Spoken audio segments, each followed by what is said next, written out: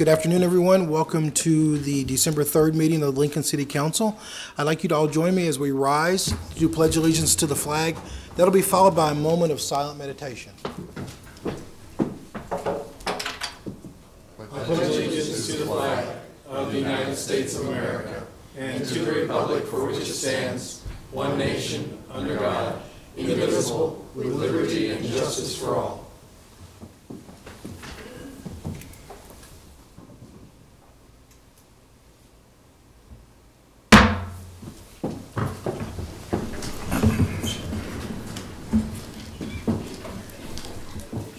In accordance with LB 898, a copy of the Open Meetings Act is posted at the back of the chamber. The order of business of the City Council is as follows. The clerk will call the items listed on the agenda under public hearing. Anyone wishing to speak on an agenda item should come forward after the clerk reads that item. The applicant and those in favor should speak first, then those in opposition. The applicant may make a short rebuttal. Each speaker should begin by stating their name, address, and whether they're speaking in favor of or opposition to an item. Testimony is limited to 5 minutes per speaker. After all public hearings, the City Council will vote on resolutions and items listed under third reading. On the second and last meetings of the month, immediately prior to the adjournment, anyone may speak on any issue not on the agenda for that date nor planned for a future agenda. Would the clerk please call the first item of business today? Yes, and just a reminder, anyone coming forward to testify, if you would please sign in on the sign-in sheet, we would really appreciate it.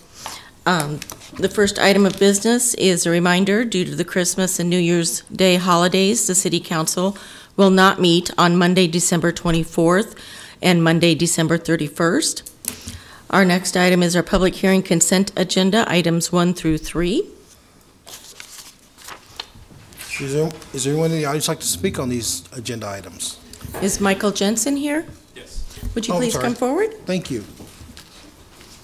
Sorry, Mr. Jensen, got a little ahead of myself. No, you're okay. Just give your name and address. Michael Jensen, and address as well. Yes, please. 7100 Holmes Park Road. Mr. Jensen, you're here to be appointed to the Star Tran Advisory Board. That's correct, yes. I was given the opportunity through my employer, Spreetail. We're very involved in the community and wanting to find any way to kind of give back to that. So would be absolutely honored to be considered and appointed to this board. Well, thank you for your willingness to serve the community. Are there questions from the council? Nope. Everybody smiles and says no, so we say thank you very much. Thank you. And the rest are pretty much consent agenda items, are they not? Yes, there are, item 1B is just a reappointment. All right, so if no one else wishes to come forward on these items, we can vote on them. Items 1A through C were introduced by Camp. So moved. Second. Well, we got a lot of movement on that one. It's just you not being here, John. So we have a motion by Councilman Second. Kemp, second by Councilman Christensen. Okay. Discussion? Just this Yes. sort of annual plug for the work that our Human Services Director does and the Keno Lottery Funds, which, as we know, fund parks and libraries, but also do some pivotal work for people in need in our community and help provide emergency assistance and crisis prevention through early intervention. There's over 18 grants here ranging from $5,000 to $15,000 for organizations like Friendship Home, Voices of Hope, and Lutheran Family Services, the Center for People in Need, the Malone Center. So this is a joint effort of the city and county that's really important for members of our community. Thank you, Councilwoman. Other comments? We have a motion and a second. Would you call the roll, please? Christensen? Yes. Eskridge? Yes. Gaylor Baird? Yes. Lamb? Yes. Raybold? Yes. Schob? Yes. Camp? Yes. Motion carried, 7-0. Item 2A was introduced by Christensen. So moved. Second? We have a motion by Councilman Christensen, second by Councilwoman Gaylor Baird. Discussion of the motion? Would you call the roll, please? Christensen? Yes. Eskridge? Yes. Gaylor Baird? Yes. Lamb? Yes. Raybold? Yes. Schob? Yes. Camp? Yes. Motion carried, 7-0.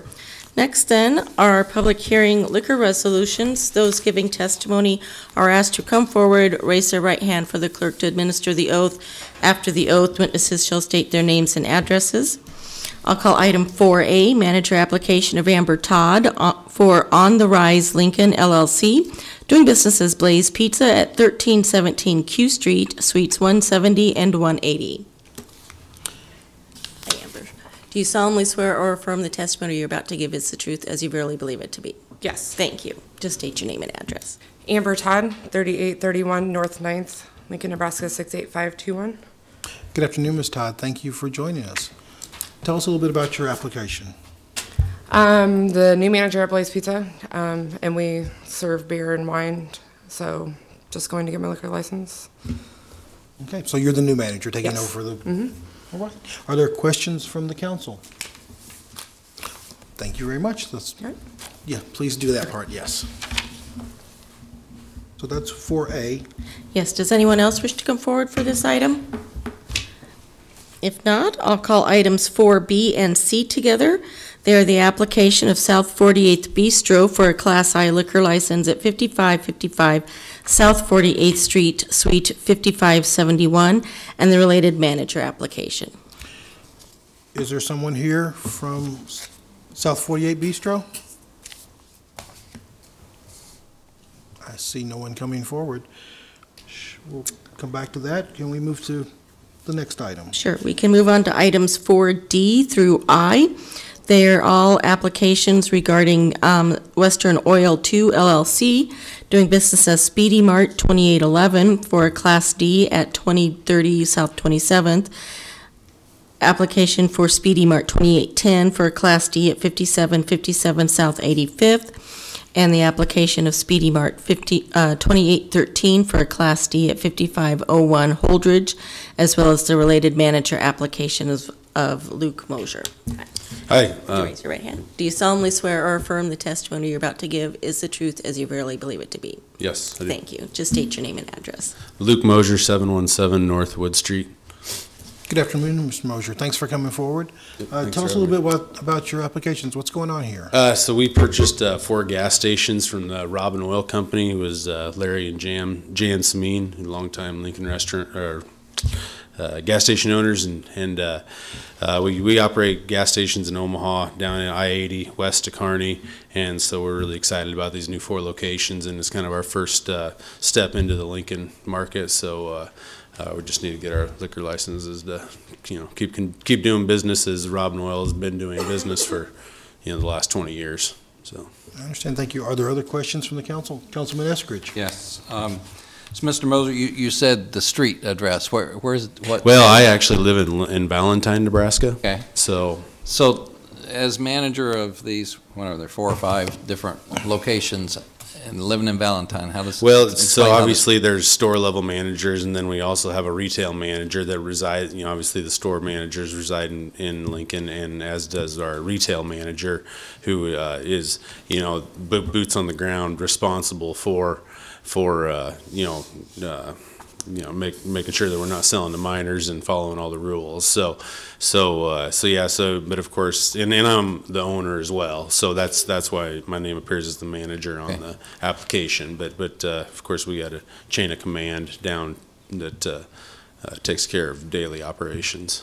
And you obviously know that there's some local regulations we have in Lincoln that are not necessarily the absolutely. And the program that I went through, the training program, was real good. And we want as much help to not sell to minors, and so the city of Lincoln's doing a good job. I mean, the city of Kearney is probably the next in line. That some cities just do nothing, but you guys do you go the extra mile, which is good. We want all the help, and we want it held accountable as hard as to make sure that there's no problems. Great, thank you. So, all right. Other questions from the council? Thank you very much, Mr. Mosier. Thank you. We'll move on to our next agenda item. Mr. Chair, I'd move approval of items AB, 4AB, and then D through I. Second. I'm sorry, 4AD? And A and B. Wait. And then 4D through 4I. I'll come back to 4C. I think Well, B and C, I think the applicant B and C didn't show up. Didn't Yeah. show Oh, I'm up. sorry, those are two. Okay, so 4A, pardon me, yes, thank you. Second. 4A and then continue with 4D through I. I understand. So, Second? have a motion by Councilman Camp, second by Councilwoman Raybold Discussion of the motion? Hearing none, would you call the roll, please? Well, I did that very poorly. Let me pause a little longer. So we're doing A and then D through the end. Through I. Through I. D through I. Would you call the roll, please? Christensen, Yes. Eskridge. Yes. Gaylor Baird. Yes. Lamb. Yes. Raybold. Yes. Schob. Yes. Camp. Yes. Motion carried 7-0. And then, Mr. Chair, I move that we can either leave open items 4B and C or just continue it to next week. Second. We have a motion by Councilman Camp, second by Councilman Eskridge to, Continue public hearing and action yes. to 12:10. All right.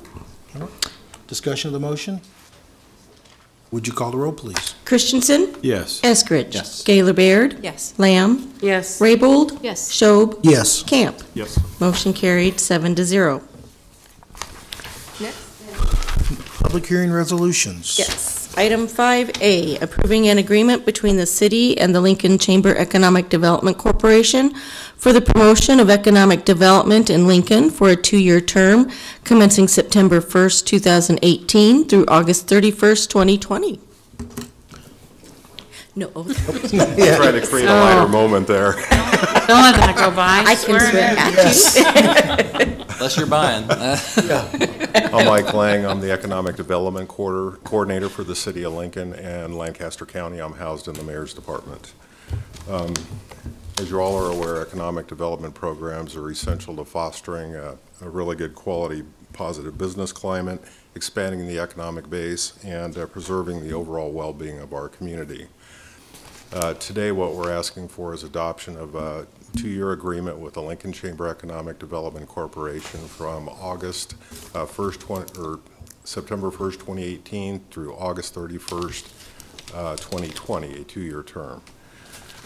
You know, this agreement goes back quite a ways. If you do the research, we had our first formal agreement with LPED in this way for $250,000 of funding dating back to 1998, so it's been 20 years. You know, with the partnership, to operate the Partnership for Economic Development. And there's no question that they play a vital role, you know, helping our community.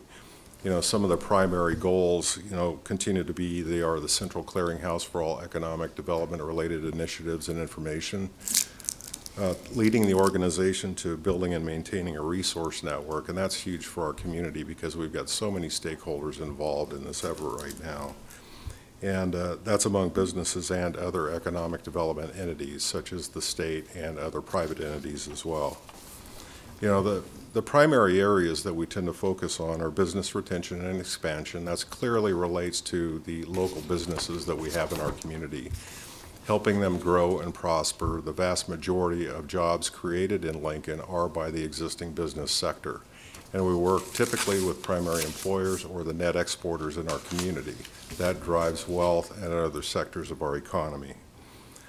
Targeted business attraction, we're continually trying to recruit new business to our community. It's been quite challenging with our low unemployment rate and our shortage of labor, skilled labor, to be quite honest. But, you know, we don't stop. We continually go after it. Technology and entrepreneurship development. This is an area that we've been focusing on over the last several years, and clearly I think, you know, there's been, you know, this is a story of great success.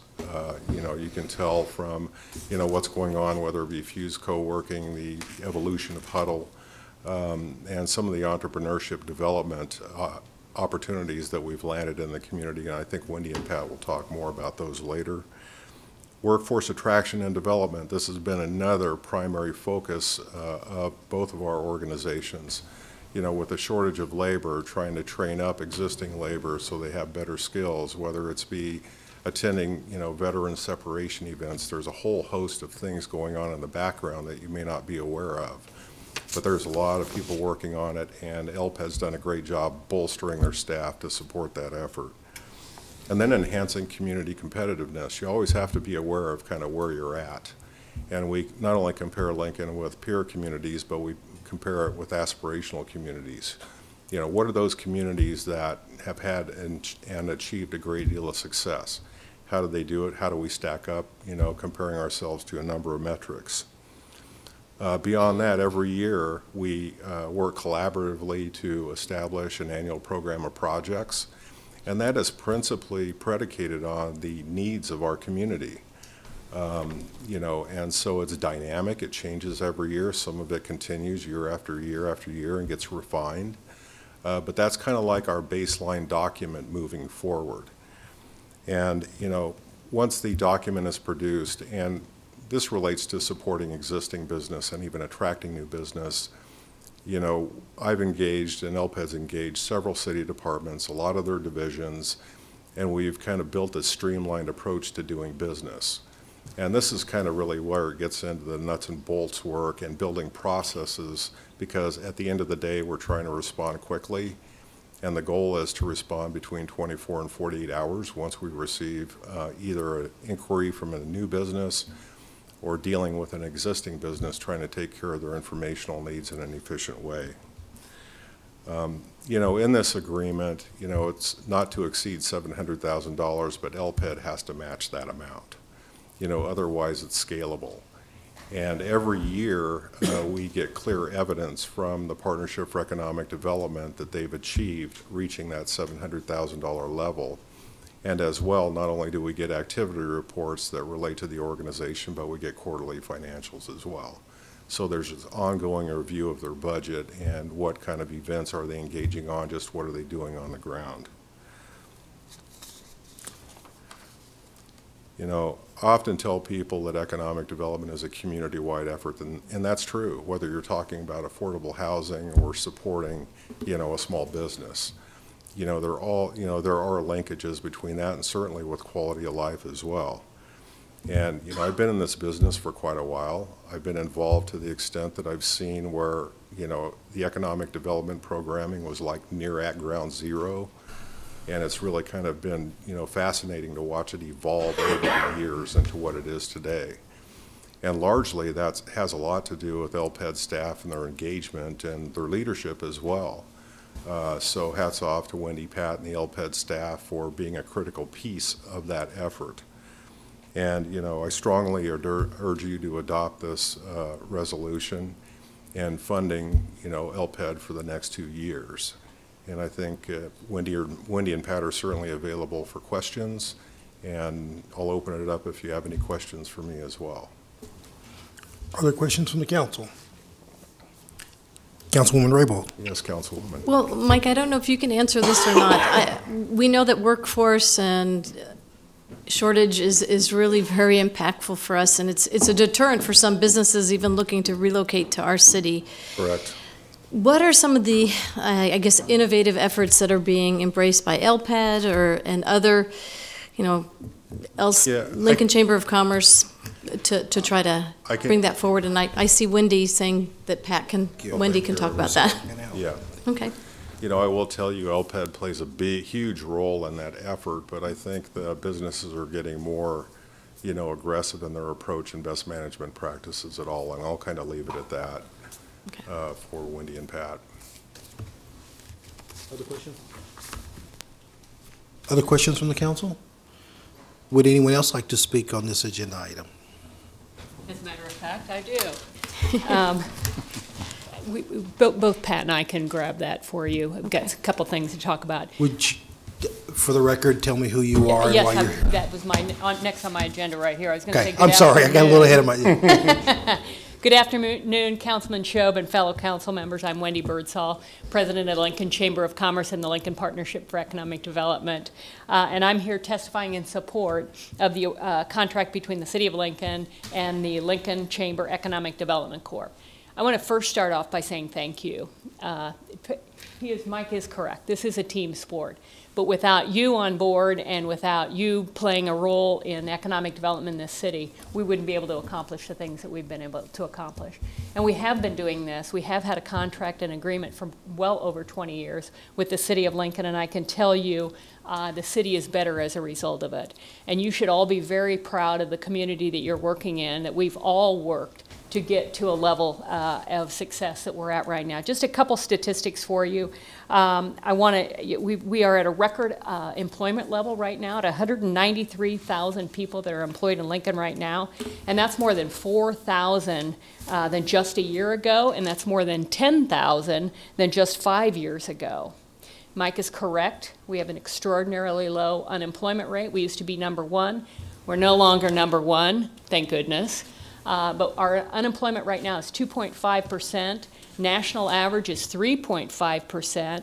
Ames, Iowa currently is holding the record, and I didn't think I'd ever see this, 1.1% unemployment rate. That's challenging.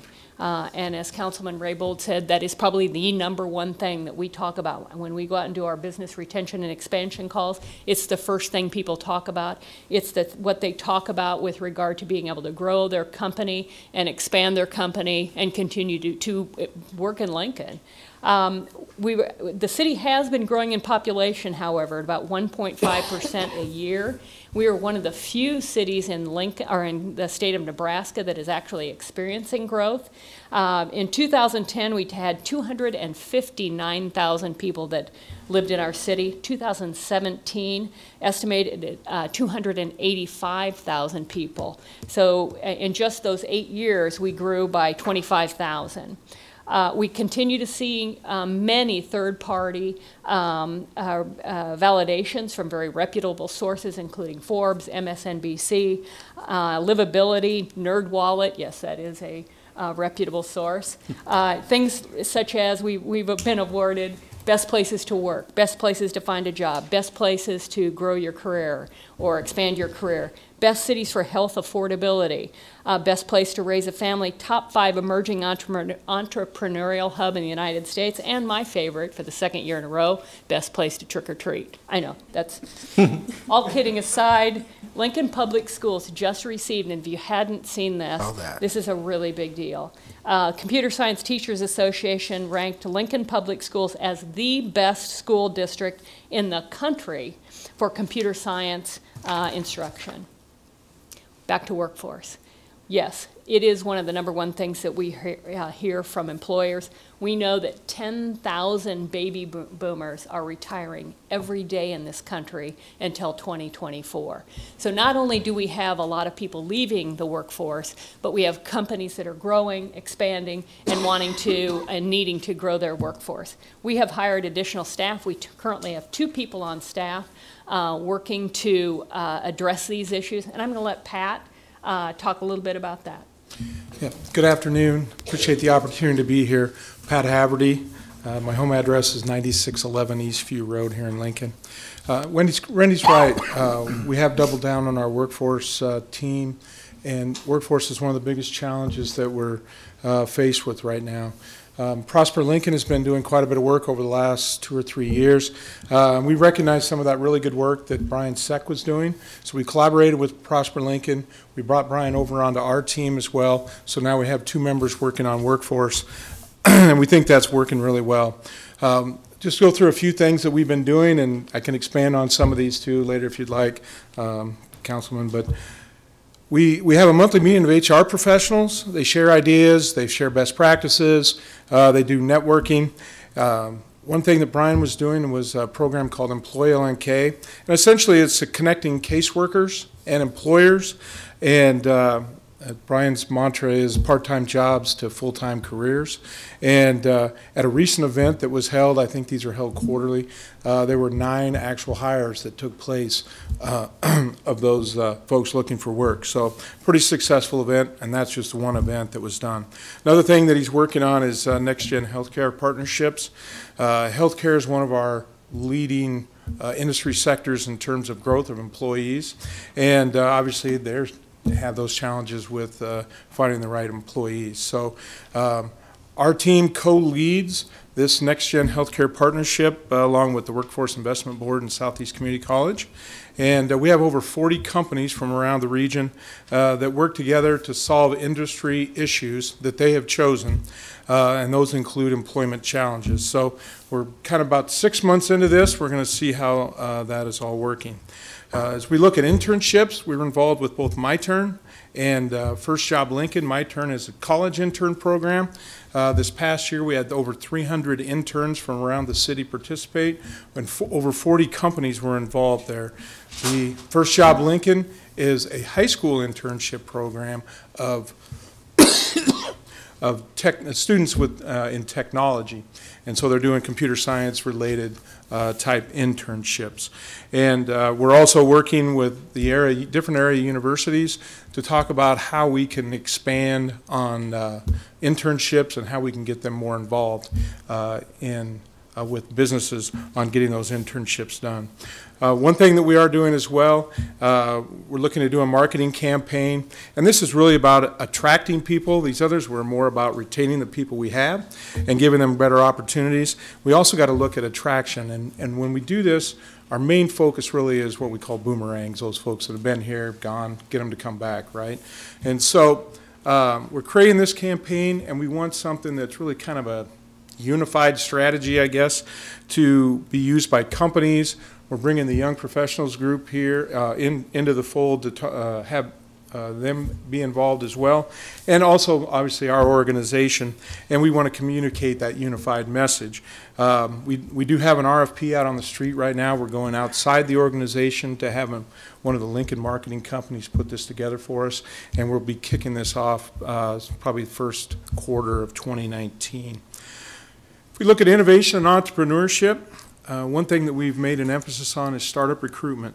And to do that, we're really becoming responsive to kind of market conditions. We talk about there's not a lot of employees. We still go out and do talent or employment attraction.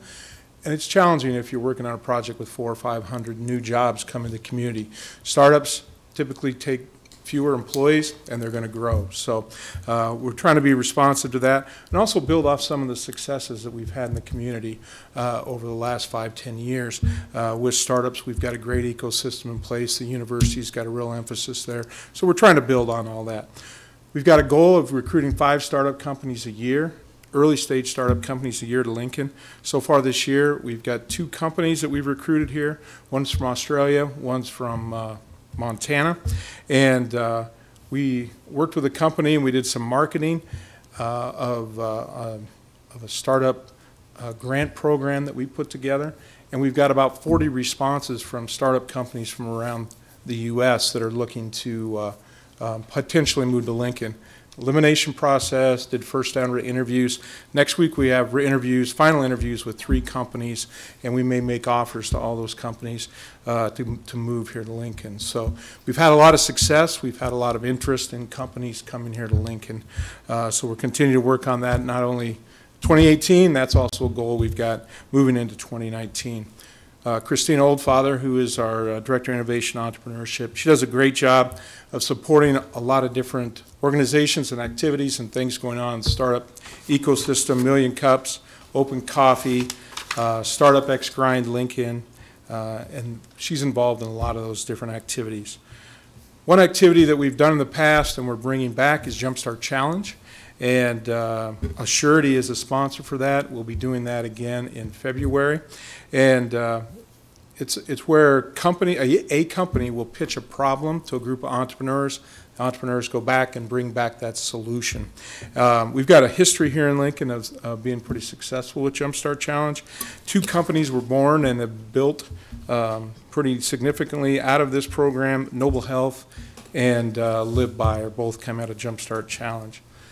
Another piece of what we do is business development, and our plan is to do about 100 company surveys this year. We'll put those in a report. We'll have them ready for the annual breakfast. And we continue to build relationships and bring project opportunities here to Lincoln. We attend numerous out-of-market trade shows and events, and we've got a goal of bringing 50 new project opportunities here to Lincoln each year. We're working on a couple of exciting projects. We hope we're nearing completion. City staff has been a huge help and has played a vital role in getting us to where we are today, just working to get across the finish line, hopefully in the next 3 to 4 months. I want to thank you again for your partnership and your financial investment in the organization. And I know Wendy and I would be happy to answer any questions you might have. That's wonderful. Councilman Eskridge. Thank you. And thank you both for the good work that you do. And, you know, we have great Lincoln businesses, and they're growing, and that's very exciting to see.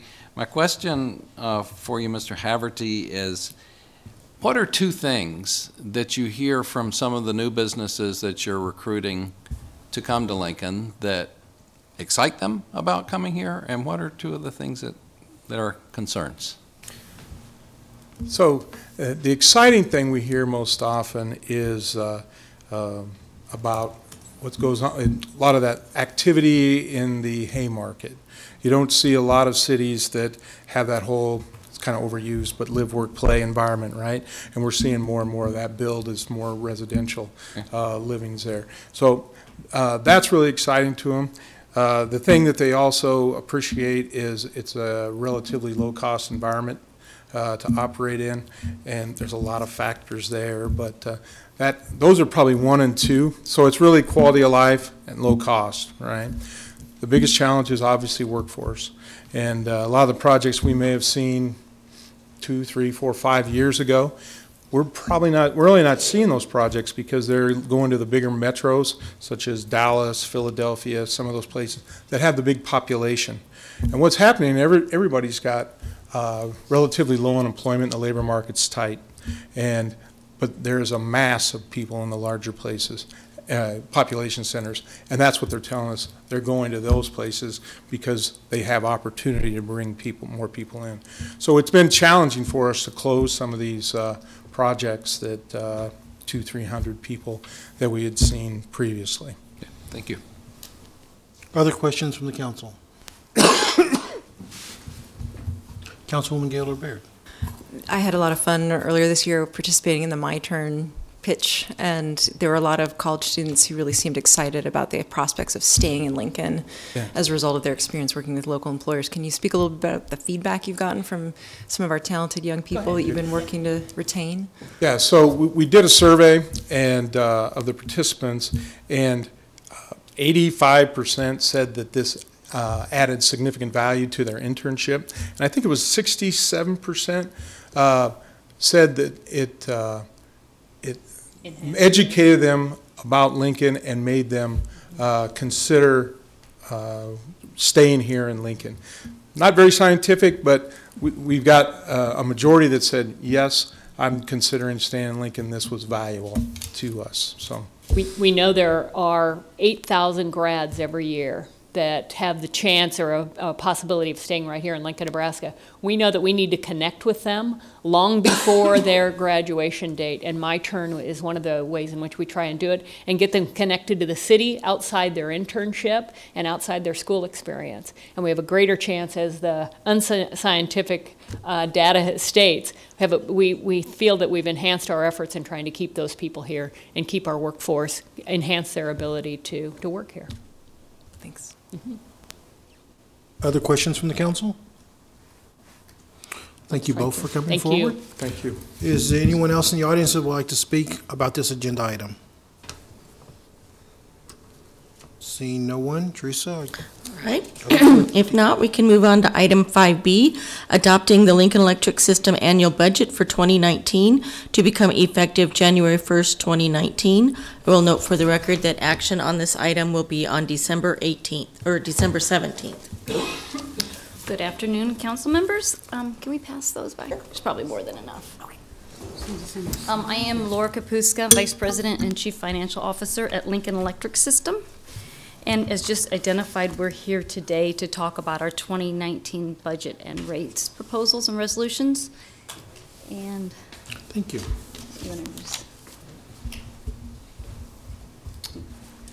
Good afternoon. I'm Kevin Wales, CEO of Lincoln Electric System, and I'm the person that's flipping the slides. Last time I didn't have my flipper and it did not go so well. All right.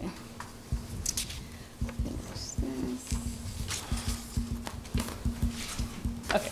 So to start off with, I want to start with the end of the story. We are not proposing a system-wide rate increase, only proposing to change one rate, and our budget is actually about $60 million lower in 2019 than 2018. So we'll get into some of those reasons why behind that. First, just real quick, is a picture of the calendar for the year. We actually start back in April, May timeframe internally, but as you can see, there's a lot of steps that happen before we get to here today. We've had a lot of customer interactions and meetings, and a lot of meetings with our board, and specifically our Budget and Rates Committee. And as just mentioned, action isn't taken on this item until December 17, so 2 weeks from today.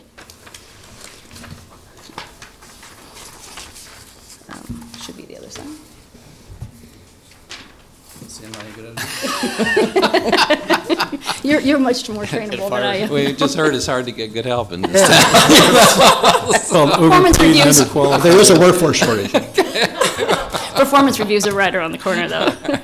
Okay, so this just real quickly also is just an example of the different ways that we reach out to our customers through different communication channels as well as meetings that we have. Okay. So now to look at our total budget, our operating budget and our capital budget together, about $350 million. In total, about $16 million less than 2018's budget. Already mentioned no rate increase. This budget does either achieve our financial targets or makes progress towards them. And it also does include some continued rate restructuring, which I'll show you in a moment. Okay, so looking at the capital budget, that piece is $14 million. Nailed it. Slick.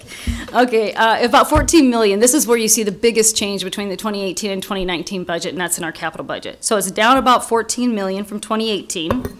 Listed in the table there are the key projects that are included in the 2019 budget, which were really basically the same key projects included in the 2018 budget.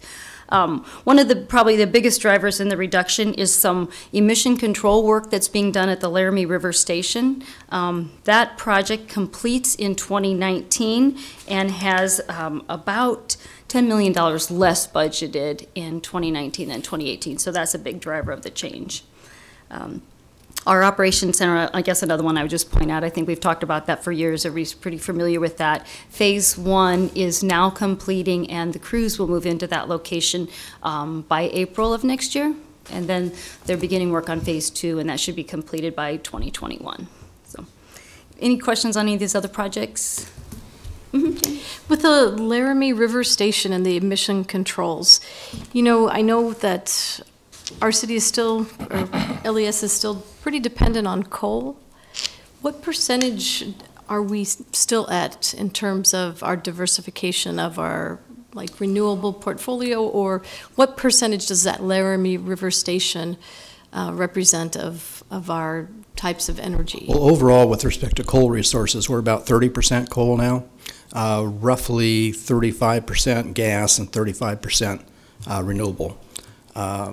With respect to the percentage of energy for Laramie River Station alone, I'd have to guess, but it's probably somewhere around 20%. So and if you recall, we sell all of our energy into the SPP market. So we're selling more energy into the market than we actually have for retail load. So 30% was coal, 35% was renewable, and the 35% is gas, and that's on a nameplate capacity basis. The energy numbers, I don't have off the top of my head, but you know, from a renewable perspective, we're generating an equivalent of 49% of our retail load with renewable energy, which is one of the highest in the country. But it doesn't seem like we have enough in the capital budget to continue on to the renewable and looking at the major capital projects. Well, these I mean, as far as acquiring more? Or because right now, the majority of our renewable resources we're actually purchasing. So we have long-term contracts, for example, for 300 megawatts worth of wind. We have contract with a 20-year contract with Western Area Power Administration for hydro. We have contracts for solar that are 20-year contracts. So these are purchase contracts, so they're really not a part of our capital portfolio. Okay, thank you. Leading into the next slide, you'll actually see the costs related to purchasing energy from the renewable facilities is included in the power cost. So the first line item on slide 6, you see 137 million we have budgeted in 2018. So that would be to purchase purchase any generation, what it doesn't include, as Kevin mentioned, we generate and sell everything into the Southwest Power Pool. And so these are our costs to generate or buy and sell to the Southwest Power Pool. Our revenue comes through, and it is not shown here. So if you looked on our revenue side, the wholesale revenue in 2019 is up about $6 million over 2018. So we're generating more, but we're also getting paid more for it. Our O&M costs are up about 1.4 million. So we've got some costs in there that, I'm sorry, they're down, I the wrong way. We've got some costs that are up and some that are down in there, but some of the key things is in that category is the line locating costs are down roughly $2 million from 2018. So Allo's kind of finishing up their work. We've got less cost to locate lines for them. Then the other category that's changed in there is our sustainable energy program. So in 2018, we budgeted $3 million. 2019, we're budgeting $1.5 million. We are really, this year, let's talk about 2018, we've not even had reservations for $1.5 million yet. So we are probably, I think about 1.2 million has been requested or reserved or paid to customers. So we are confident we're not going to have the whole $3 million spent by the end of 2018. So our plan is to take our last entry before we close the books for 2018 will to be see how much SEP, Sustainable Energy Program funds, have not been spent yet. We're going to set them aside in our rate stabilization fund, and we'll hold them there to use for either SEP type activities, maybe it'll be a low income type sustainable activity. We're not sure yet what it'll be spent on, but we feel like we made a commitment to our customers to spend that money on energy efficiency, and so we plan to do that. But in seeing what we spent in 2018, it didn't make sense to put $3 million in again for 2019. So we kind of right-sized it based on the programs we're offering and the demand we're seeing, and have settled on $1.5 million. If we get a ton of demand, though, we do have that money sitting in the rate stabilization fund if needed. Councilwoman Rickfold, and then Councilwoman. What are you seeing, and why would there be less demand on some of these programs? Has the marketing or outreach or communication changed, or what are you seeing? What do you think caused that decrease in demand? You can add on. Okay, so one of the biggest categories where we're seeing a reduction in demand is our commercial energy efficiency type projects. So if you just think about what's happened like with LED lighting, those costs, that cost for lighting has come down, so therefore our incentives have come down. So we're paying less out in that category, and we really feel like we almost got to a point of a little bit of market saturation in that area with the commercial energy efficiency. We're still doing well on our residential heat pump program, and we don't really have, we have a couple new programs that we are looking at rolling out in 2019, but they're not going to be at the level to take the place of the reduction in demand on the commercial side. You know, as you remember, one of the key things for us with respect to the SEP program and the incentives is to incent people to do something they would not otherwise have done. So as these technologies lower, the prices lower of these newer technologies, more efficient technologies, we have to provide either less incentive or no incentive for people to take those. And we're continually evaluating that and reevaluating those programs. You know, the same thing happens with respect to our incentives, for example, for heat pumps. The heat pumps have become more and more efficient, so there's basically less room for us to provide incentives to do that without basically paying somebody for something they were going to do anyway. And that really isn't an efficient way to do that. So we try to make those evaluations on a continual basis. And that's why we're also looking at some other kinds of programs that we can make that work. So it's kind of a constantly evolving process. Councilwoman Gaylord Baird. Just to follow up on Councilwoman Raybold's question, what is the marketing process for the program? Do you guys market it yourself? How kind of outreach? It's actually a combination, but really the strongest thing for us is our trade partners.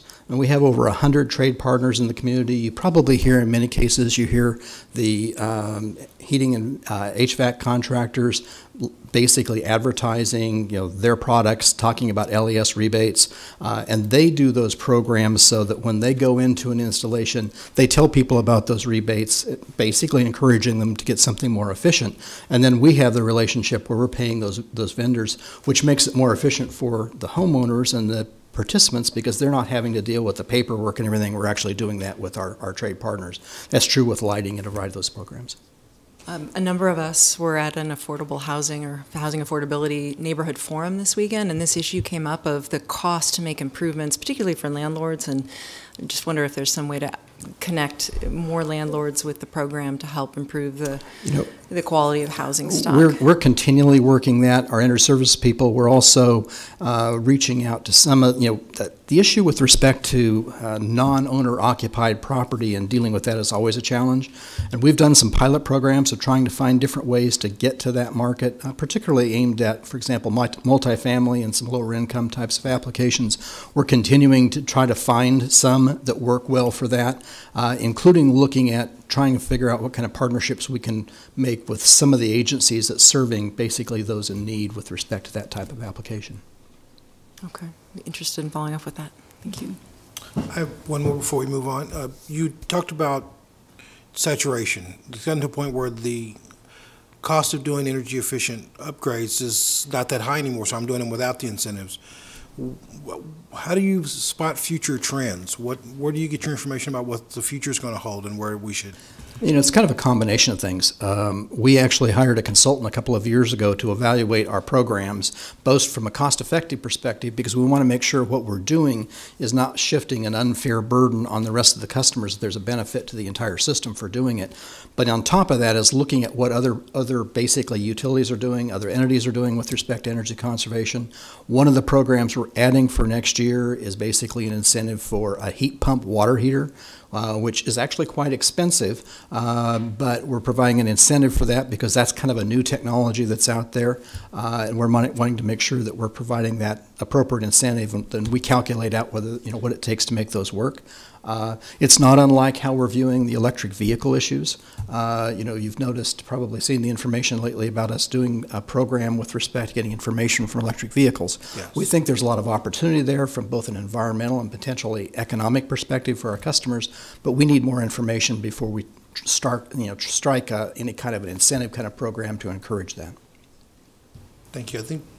Would you please continue with your presentation? Sorry to interrupt. Absolutely. And I was going to follow up one other way that we solicit customer interest. If you see, like on our social media sites, you'll see us talking about the Sustainable Energy Program, and some of our existing customers who have received the benefits are some of our best advertisers, the word of mouth also.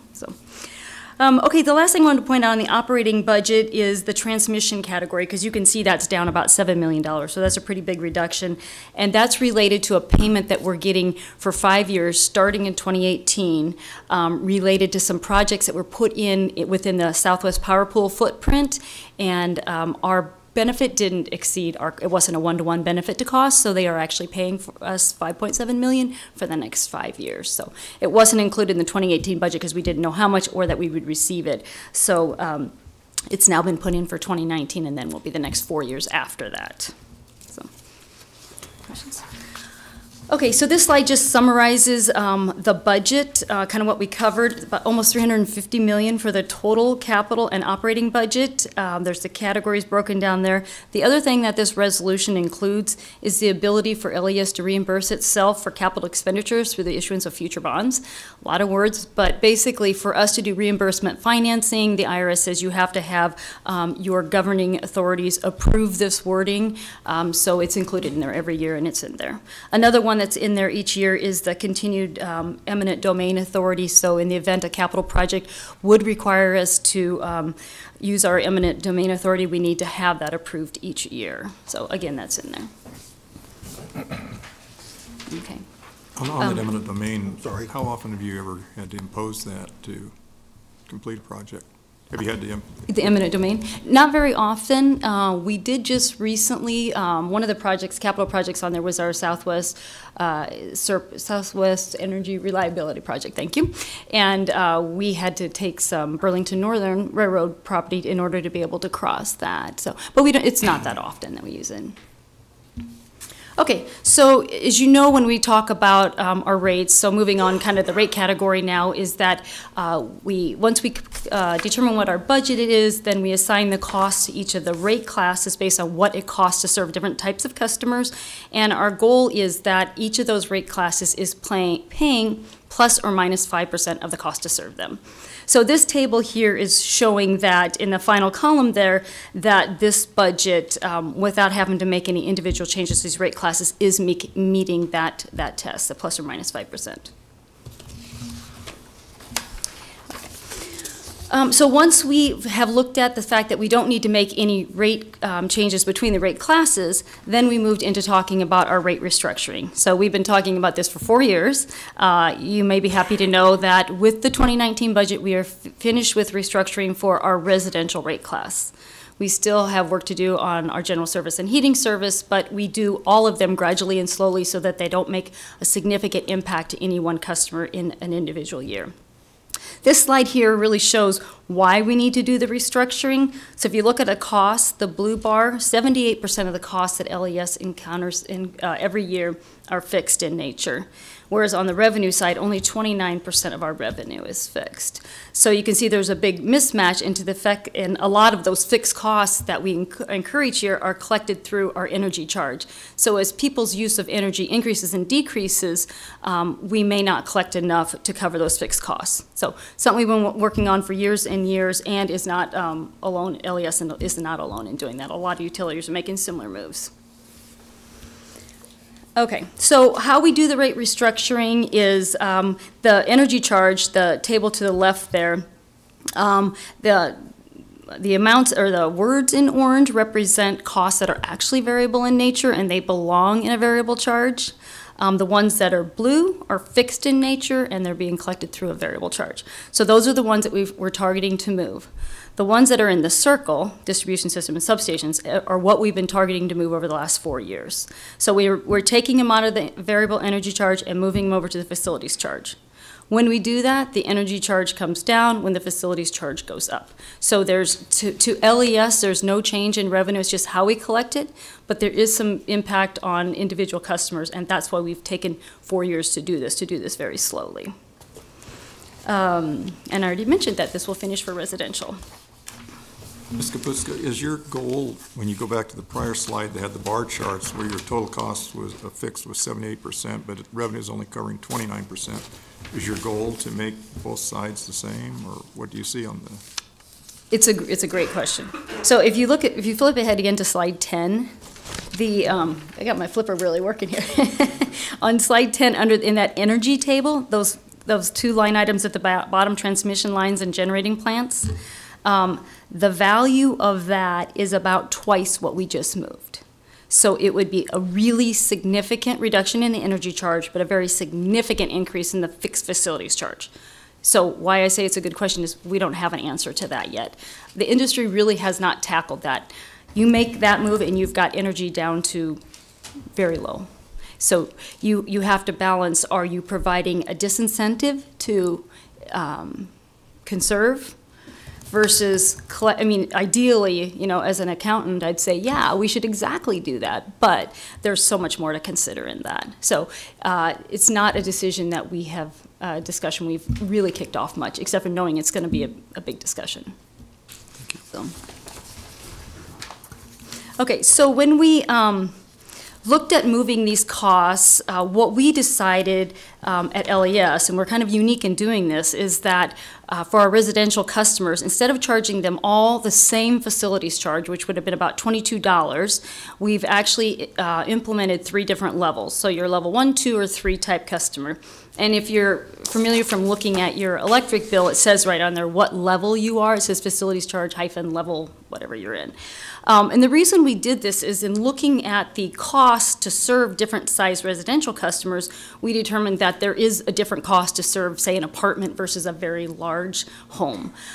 So we felt that this was more equitable to our customers to make this division. So you can see in the table here, about 90% of our customers are in level 1 and 2, and only 10% in level 3. So a lot of them are in the lower categories. But we feel it also gives people an incentive to try to get to that next lower level for the facilities charge. So, okay. This was an example we used at a customer meeting this year, and we try all different ways to explain this because it's, while we deal with this restructuring every day, it's just not that easy for everybody to grasp when you only see it for 10 minutes a year. So we used this example and kind of likened it to renting a car. So when you go rent a car, there's always different size and quality and amenities on different cars, and they're going to get more expensive the nicer car you get, the bigger vehicle you get, because it costs that dealership more to buy the car, more to maintain the car, and so they're reflecting that to you as the customer. Well, that's pretty similar to what we're doing with the facilities charges. So it costs us less to serve an apartment than it does a large home, and so we've reflected that in the 3 facilities charges. And this slide just kind of seemed to have some customers going, oh yeah, that makes sense. So I just thought I'd share it because I thought it was of value. Okay, so when we've talked about the residential facilities charges, so what are they? This slide here shows 3 different boxes, what the 3 different facilities charges are. At the top, each shows what the change in the facilities charge is. And then down below in the table, it will show like level 1 is a $3 change from $15 to $18. And then in each one of the tables, it tells you what the kilowatt hour usage is for you to be in each one of those levels. So we've laid that out. So it's a change from $3 to level 1 to $6.25 to level 3. Then in the bottom table, we'll be shown how the energy charges are coming down. So about a 7% reduction in energy charges, offsetting the increase in those facilities charges. Excuse me, Councilman Camp? Kind of a global question. I know LES has been proud of the cost that is, or the charges it's able to deliver energy to our customers, the kilowatt charges and so forth. So when you reduce these energy charges here, are those the ones you're using in those tables to say we're number 1 in the nation? And so by taking some of these facilities charges out, we lower the energy rate, but then it makes us higher in the standings on the energy charge? Or what goes into that comparison? So when we do those comparisons, it's all in.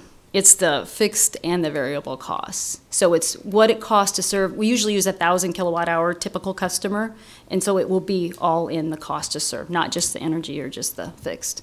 Does that include things like sales tax on that as well? Sometimes it will include it. Typically, I don't believe we do, because then you can't compare it across different cities. I don't believe, well, we do include like the city dividend and any transfers, but I don't think the sales tax is in there. Thank you.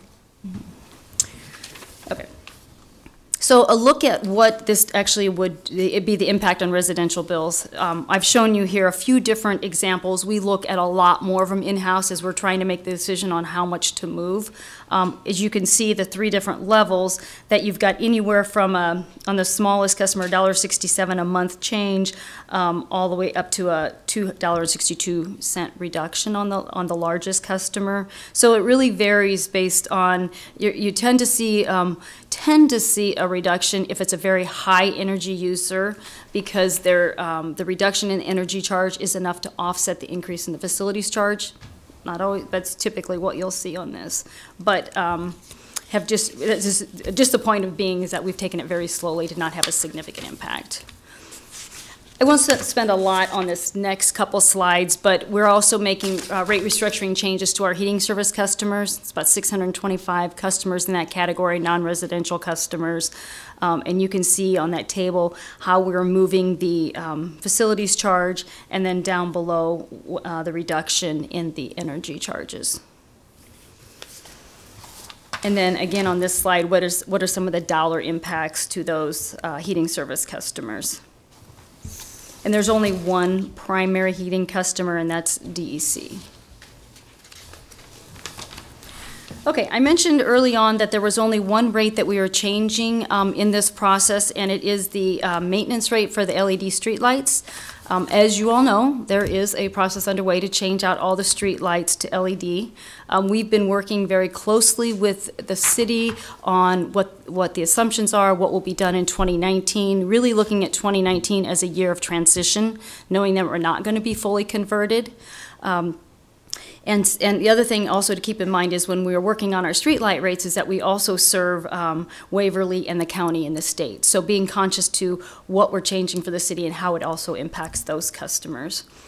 So what we're proposing in here is to change the maintenance rate on the LED lights from $285 to $381 a month. Overall, that we're projecting a reduction in the city's streetlight bill of about $360,000, because while there's a little bit of an increase in the maintenance cost, there is a significant reduction in the energy charge because of the fact that the LEDs use so much less energy. Our assumption is that 33% of them get changed in 2019. That's what we put in the budget. Whatever actually happens is how we will bill the city based on how many they actually get converted. Councilwoman Raybould. Yes. Where are you at in the conversion process? I know my street looks great, so thank you. Well, I think the last number I saw was about 6,000 were converted out of roughly 30,000, but there's probably some people behind me that know more exactly from the city. We kind of get the information from them and then update our records. We're not managing that process. So, we historically, before this conversion process, we were changing out everything that needed to be changed out. If a light went bad, we changed to LED. But this process, of course, is going to be community-wide. So it's been done by your contractor. We get the information each month so we can reflect it in our billing, but yeah, we're not leading the project. Okay, and then almost finally here, we are proposing to change some of our service fees that we charge our customers. The ones in the table that are in blue are ones that are being changed. One of them I like to point out is our new account fee. So it was $25 this year, next year is dropping to $10. And that's really a direct reflection of a project that we did with customer meters, which allows us to drive by and pick up reads, so we no longer have to send someone out there. So we were able to reduce that fee. And then one that we added next year is a meter tampering fee. So we don't expect to have to charge this a lot, but it is to discourage people from tampering with their meters. Not safe and not legal. So finally, in summary of the rate resolution, no system-wide rate increase, just the change to the LED streetlight maintenance rate. The rate schedules that you were also provided show the changes from the rate restructuring to the energy and the facilities charges, and then also the service fee changes. And then one other change that we talked about actually earlier this year, I think in May, was changes that we're making to our virtual net metering program. So that's the program where customers can subscribe to purchase a panel from our solar facility. Up until now, a customer had to purchase upfront one whole panel. That was the only option. With this enhancement, they'll be able to purchase a half a panel and be able to pay for it over a 3-year time frame. So more accessible to customers. Okay, and as John mentioned, we do a lot of rate comparisons, and this is just kind of a snapshot of 3 different ones: our regional analysis, our national study, and then our Big Ten ranking. I know we've talked with you all about our Big Ten ranking. That one has really caught on in social media and with our customers, and basically we're winning a whole heck of a lot more in this comparison than we might be on the football field. But very proud of all of these rate comparisons. LES compares very well. So that is all I have, unless whatever questions you have. Councilwoman Lamb? Thank you. Thanks for being here today and explaining all this. So I've gotten a couple questions since all this has come about, and the primary question I get is the city dividend. And you had mentioned that that's kind of tied up in the fixed costs, I believe. And so the question to me is, first of all, 2 questions. Number one, is the city dividend increasing this year? And the second question I get is, since we are a city utility, isn't the dividend actually paying to ourselves? And so if you could just address those issues, maybe hopefully in language that most You want to do the people first could part about the understand. increase, I'll do the rest. Okay. Yeah, you're going to really test my memory. Okay, so changes in the city dividend actually occur on September 1 of each year, so it coincides with the city's fiscal year. And also the city dividend is not, it's billed as a separate line item on the bill, so it's not included in these budget numbers that you're seeing. So when we did the change last September, I don't think there was a change for residential. I'm sorry, that's been so many months since I've looked at it, but it's not being changed right now, and I can get back with you on that, but I don't think it changed last September. It was a very small change. I don't think like 5 residential. cents, Yeah, or? it was very, but it did have a little change to it. Right, so. But that's driven by the formula in the ordinance. Okay. Yeah. So. And then you explain what that's about for folks. Yeah. One of the things that's somewhat unique, all city-owned electric utilities that I'm aware of have some payment they're making to the city. In some cases, that's called a general fund transfer. In some cases, there's a pilot, payment in lieu of taxes. There's a variety of ways that's done. And as an example, I think right now ours is about the dividend itself is about $7 million. Is that right? 7.5, 8. Yep. Mm-hmm. When I was in Tallahassee, which is a little smaller utility, it got up to $43 million in 1992. So the number can be pretty large. However, one of the things that's unique about Lincoln is we pay a pilot, which is equivalent to 5%, but that's allocated between all local government entities on an equivalent basis of the percentage of what the property tax is. So in our particular case, plus or minus, the school district gets about 65% of that 5%, whereas the county maybe gets 15, 17, 15, about 14 or 15%, and the city gets 17 or 18%. So it's actually a pretty small number, and it's probably less than $2 million, I think, with respect to that. We can get you the exact numbers.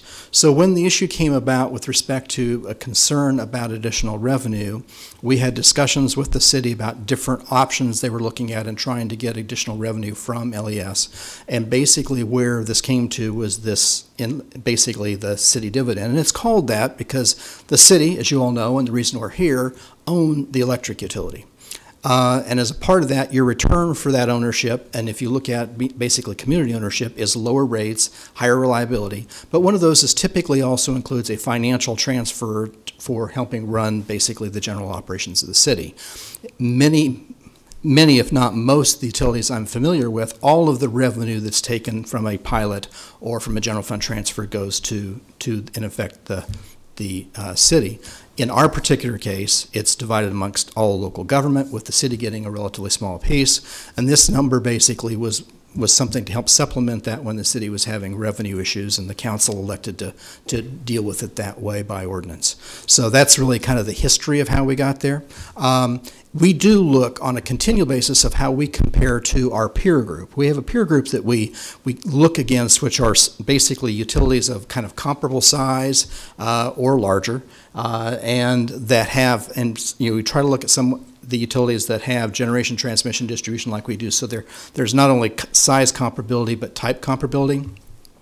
We're typically, on average, when you add what we pay the city in the pilot, or basically all of local government with respect to our pilot, and when we look at with respect to the city dividend, we're still very competitive, if not a little lower than the average with respect to our peer group. There's some that are extraordinarily high, as I referenced. For example, Tallahassee used to be very high. So that's kind of the background behind that as well. Thank you. You're welcome. Other questions from the council? Seeing no one, thank you for your presentation. Thank you for your time. This is a public hearing portion. Are there other members of the audience that would like to speak?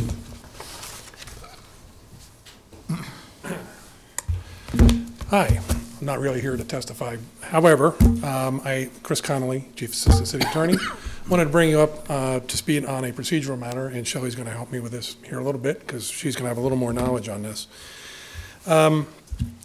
Historically, when LES comes in with their budget and their rates, they have two resolutions that they will bring to the council. One is strictly for the budget and a separate one for the rates. And in the packet that was published online is the resolution that has the budget. In my packet of materials, I do have a resolution that talks about the rate information, but the agenda does not show the rate resolution. Now, everything has been discussed here. We've had the public hearing on it, and there's no reason why we can't. It's the resolution until the 17th, and there's what, a 10-day layover? Well, period? which you wouldn't be adopting till the 17th anyway, because by ordinance, our budget resolution has to lay over. By the way, Shelley Salings-Art, Vice President, General Counsel at LES. So that has to lay over anyway. Now, in terms of what was published online, the whole packet with both fact sheets, both resolutions was published, and it has been out there, and our hearing covered both. But you only have one agenda item and one resolution in your official packet, and normally we would notice the two of them separately, and I didn't catch that when it was published, so that's on me for not catching that. But there are two ways. We talked about maybe amending one into the other, but since we're going to have a 2-week layover before we vote, I think we can publicly notice the rate resolution and then just adopt both on the 17th. Basically, we have covered the public hearing for both today. And have we confused you all? Councilman Camp. I appreciate your clarification on that. Because it wasn't an agenda item on the rates, conceivably the public didn't know about that part of it. It may not have testified today, so would we have a public hearing on that next week? Yeah, I think what you'd do is you would publicly notice it for next week. You can reopen the public hearing. I mean, clearly from LES's standpoint, we've covered that. You can see if there's any more input, and then we could just vote on both on the 17th. Right, there's an opportunity today, but there's opportunities in the next 2 weeks, really, yes. Yeah, and the rate resolution, because when we sent it over, there were 2 resolutions, but only one got publicly noticed. The rate schedules was adopted back on September 10th. Oh, you did adopt that already? Yeah, Oh, we missed adopted that. those. We did those separate. The rate schedule. No, that was those were different rate schedules. Those were rate schedules for the economic development rates we went over. Oh, okay. That was for that. This would be a resolution for 2019 rates, and maybe that's where we These were 2018 got rates. confused. Okay, yep. At any rate, we missed noticing the rate resolution. But to your point, yeah, you'd probably reopen that next week. It's safer to wait and do this at the later date. Well, would you, just for clarification, would we add another agenda item then and have a separate resolution on the rate like we've done in the past? Like we normally, that's what we're talking about doing, and we'd notice that for next Monday. So you could have your public hearing next, well. On the 10th. Can we? Actually, you'd have to have the public hearing on the 17th, because you'd have to notice it on next week's, but you can do that the First same reading day. for next Monday, and then we would have public hearing and vote. And on the vote both 17th. on the 7th. Right. So we'll need to just notify here, it says on the agenda, action only on this current item, but then we'd make it action, well, public hearing and action on the 17th. Correct. Thank you. Does that comply with the 2-week The 2 provision? weeks is only required on the budget one, and good. we're good on that one. Sounds good. Other questions before we move forward? Thank you both. Thank you. We're still in the public hearing portion now. Are there others in the audience that would like to speak on this agenda item? I have copies. Sure.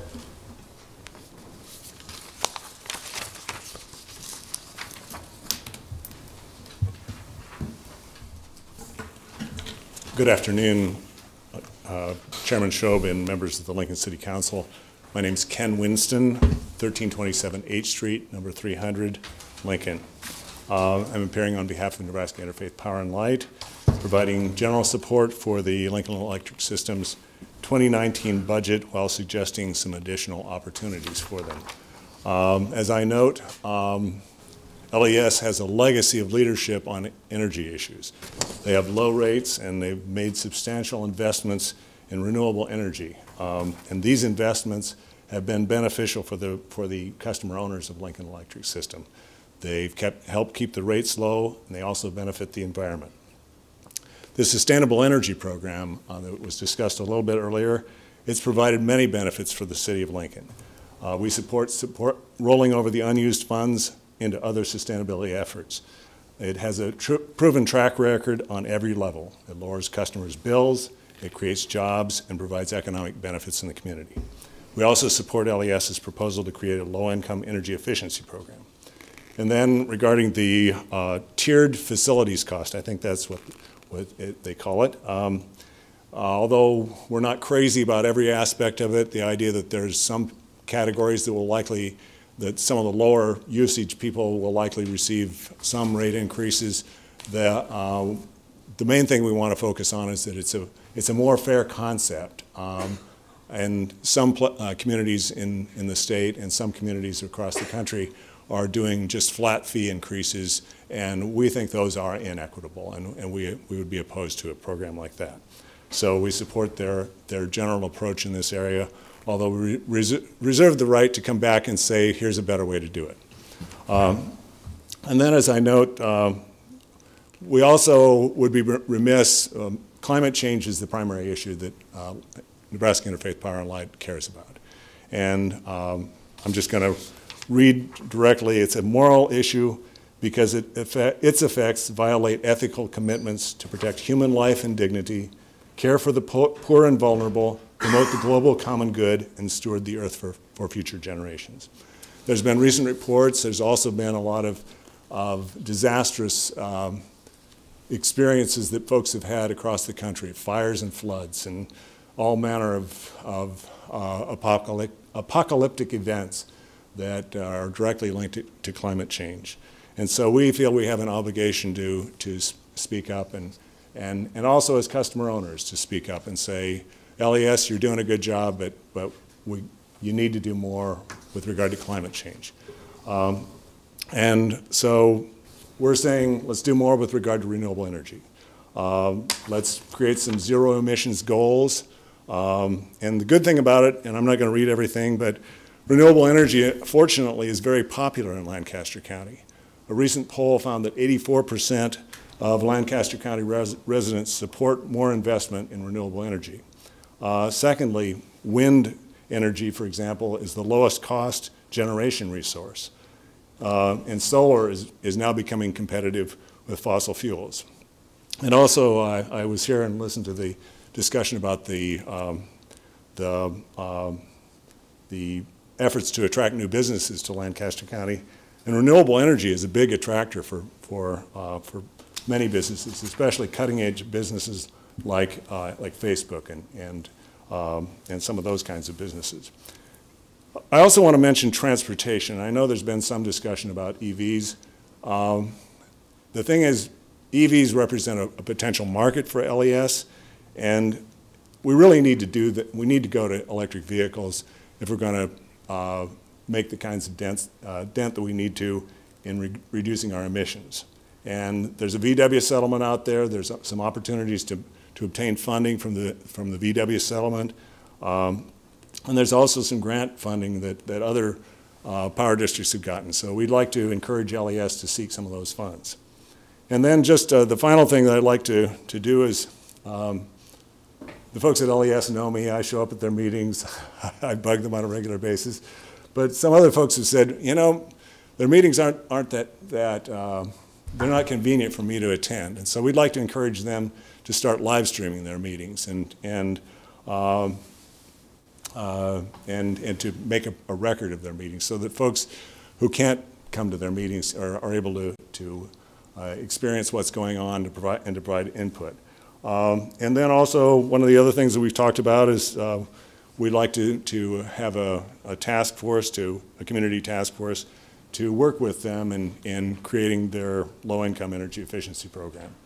And then finally, we're interested in partnering, and we'd like to encourage more partnering with other organizations to help residents become aware of the Sustainable Energy Program, because it really is a successful program, and I think more people would use it if more people are aware of it. And then as just to close, we'd be glad to work with members of the council, with the city administration, the staff, and board of LES to help the Lincoln Electric system continue to demonstrate their leadership on energy issues. So thank you, and I'd be glad to answer questions. Council have questions for this testifier? Mr. Winston, thank you very much for your presentation. Thank you. Thank you. Would anyone else in the chamber like to testify on this agenda item? come forward?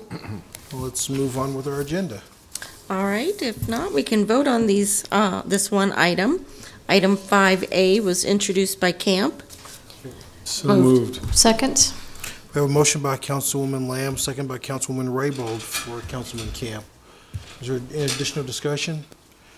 Councilman Gilbert, did you have some additional questions you wanted? I just didn't know if they wanted to have a chance to respond. Rebuttal? But looks like they're sorry. ready to go. I'm sorry, I jumped the gun. Would you like some rebuttal time? No, we're good, thank you. Thank you, Councilwoman, for helping me catch that. So we have a motion and second. Is there any additional discussion of the motion? Hearing none, would you call the roll, please? Christensen? Yes. Eskridge? Yes. Gaylor Baird? Yes. Lamb? Yes. Raybold? Yes. Schob? Yes. Camp? Absent. And he's absent, okay. 6-0. And item 5B will be carried over to the 17th then. Public hearing ordinances second reading. I'll call items 6A and B together. They are approval of City of Lincoln Emerald Ash Borer Response and Recovery Plan and amending Chapter 12.20 of the Lincoln Municipal Code relating to trees by amending Section 12.20.040 application for permit to include that treatment of street trees with pesticide are subject to issuance of a permit and repealing Section 12.20.040 of the Lincoln Municipal Code as hitherto existing.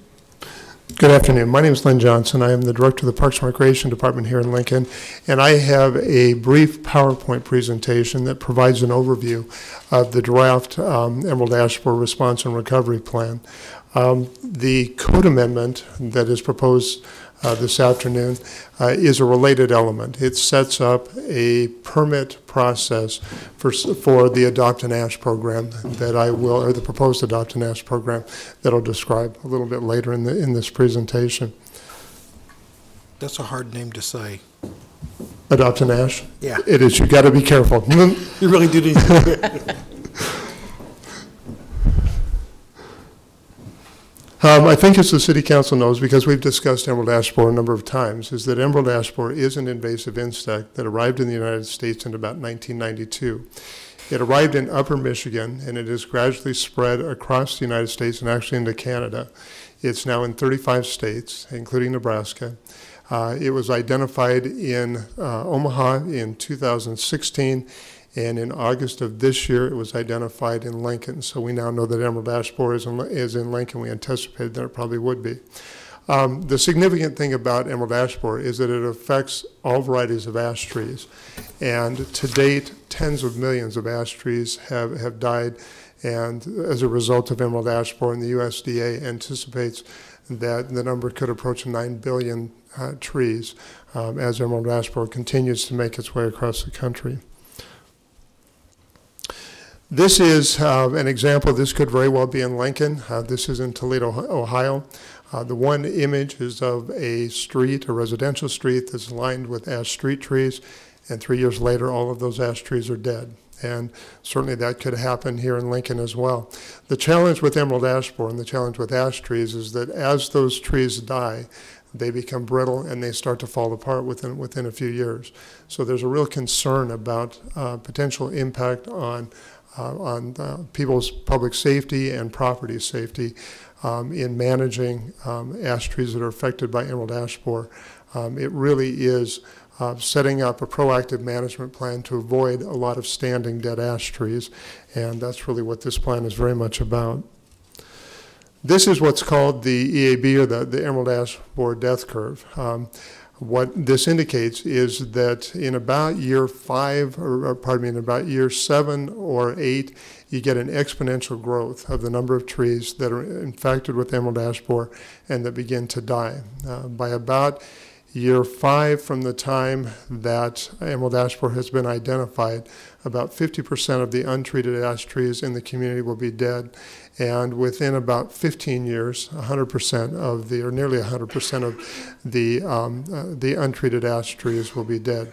And the concern is that rapid spike in death in the trees. We don't know exactly where we're at on this curve right now. We do know that emerald ash borer has been identified in Lincoln.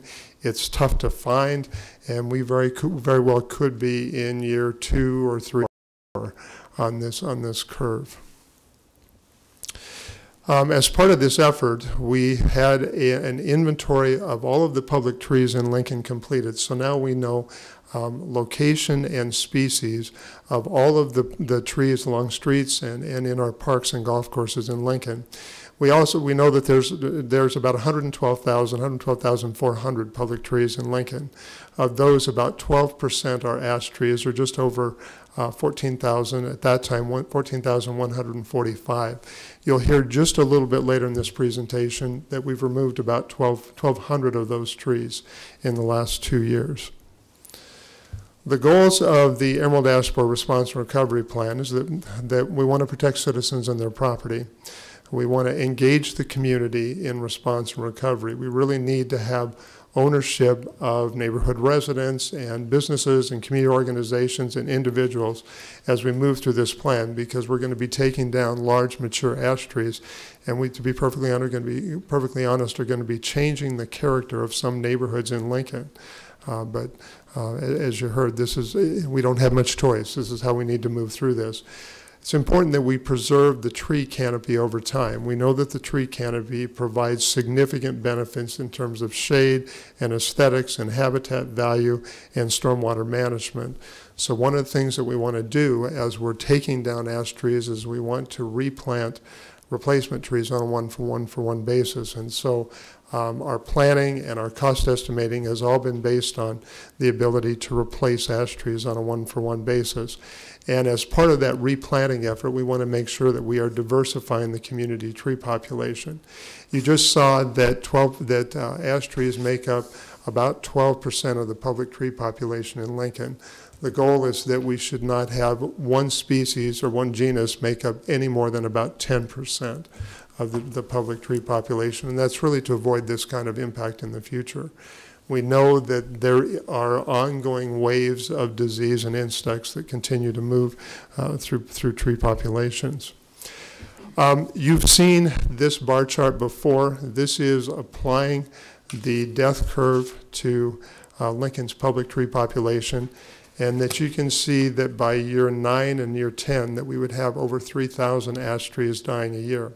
Our plan really is to have managed ash tree removal. We'll be using interim treatment as a way to keep those trees alive so that we don't have a lot of standing dead trees. And then, as I mentioned, our intent is to plant a diverse mix of replacement trees. So this is what we want that curve to look like in Lincoln. We want to manage that so we don't have that spike of spike of trees that would be standing dead trees in Lincoln.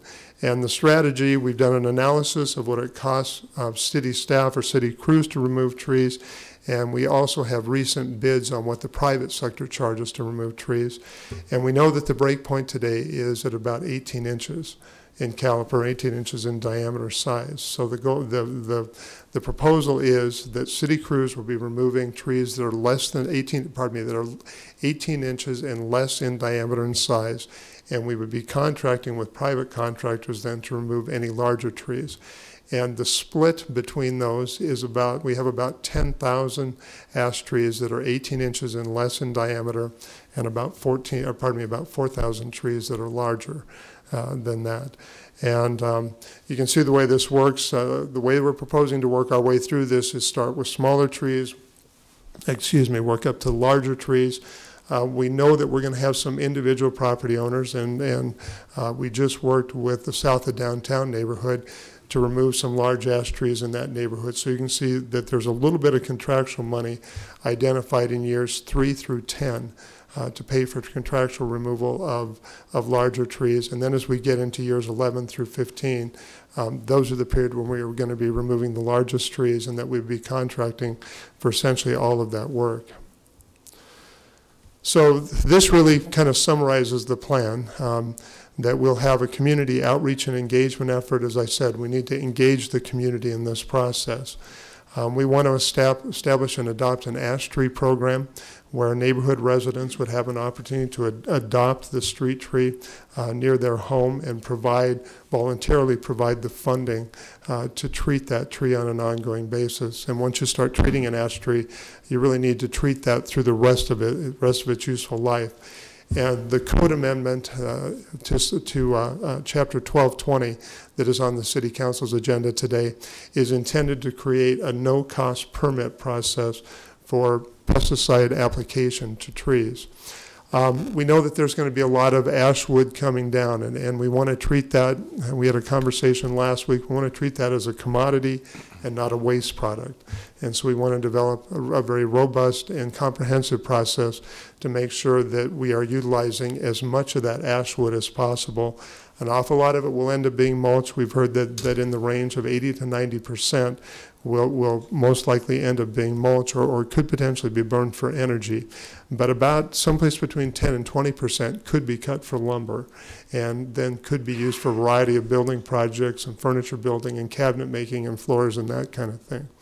And we had a couple of workshops last Wednesday and Thursday evening where we invited people to come in and talk to us about urban ash wood and really understand what the supply chain is in Lincoln from log to finished project. And we had about 50 people come in, and it was over the 2 nights, and they were very engaged, lively conversations, lots of interest in this.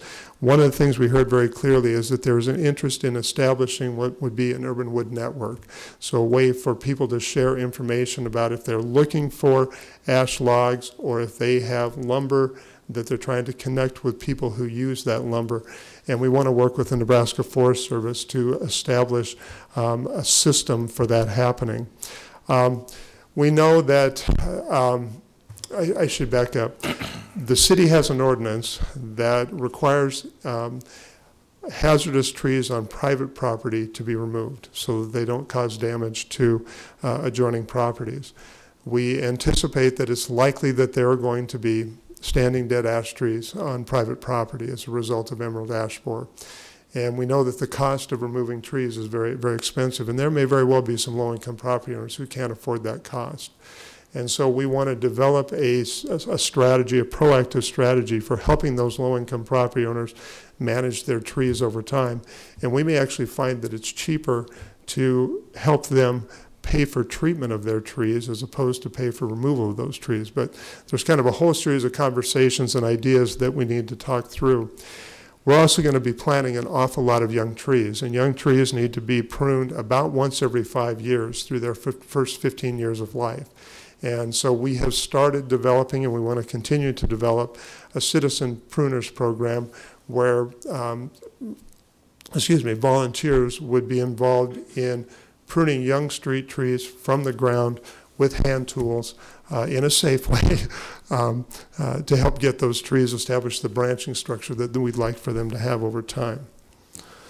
The projected cost of the Emerald Ash Borer Response and Recovery Plan is about $22.8 million over a 15-year period. And you'll note that there's a couple of asterisks after that. There's a lot of assumptions that have been built into this model, and one of the things that we know is that when emerald ash borer moves into a community, the cost of tree removal goes up, the cost of treatment goes up, the cost of purchasing trees for planting also goes up, and we have a projection for the cost of disposal built into this model as well. We're hoping that we won't need to fund disposal. We're hoping that we can identify uses for all of that wood. So that $22.8 million uses current costs, and then we built in an inflation factor.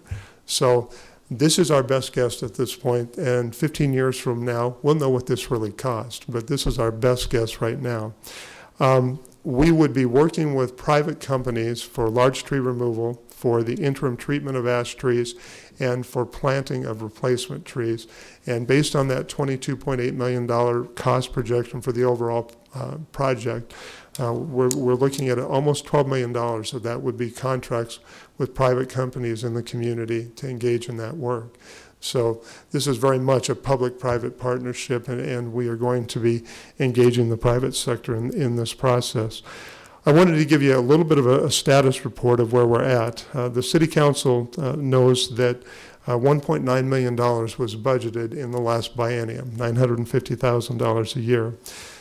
We have used those funds to staff up and equip up to remove 1,000 trees a year. We have hired an outreach forester. We've hired 8 classified arborists and a laborer for 2 crews who are going to be involved in tree removal and then stump grinding and backfill. And then we also have a part-time position associated with that. We purchased about $726,000 worth of equipment. Not all of that has been delivered at this point, but it's all on, we either have it or it's on order at this point. During the last 2 years, we've removed 1,203 ash trees. And so our goal was that we would achieve about 500 trees a year for those 2 years, and we actually exceeded that. On average, we removed about 600 trees a year. And I will provide a more detailed report to the City Council on those expenditures, but I wanted to give you kind of this high-level overview of how those funds have been expended to date. In the current biennium, there is $1,837,000 budgeted, and what that'll be used for is that pays for the staffing for removal of 1,000 trees a year. It pays for the equipment costs associated for that. There is some funding in there for contractual removal of large trees, and then there's also funding in that for replacement of existing trees.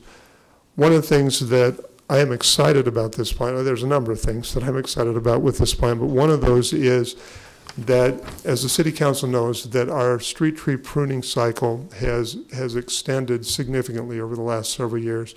And so the percentage of trees that we have been able to trim each year has been declining. And it's really, we probably have a street tree pruning cycle right now that exceeds 30 years, which is about 3 times what it should be. We've done some estimates on how long it will take that removal crew to remove ash trees each year. And based on the time estimates, we anticipate it's going to take the removal crew about 100 days to remove those 1,000 ash trees each year. And then they'll be able to spend about 150 days a year trimming existing street trees. And so that will help us address the backlog and that extended street tree pruning cycle that we have right now.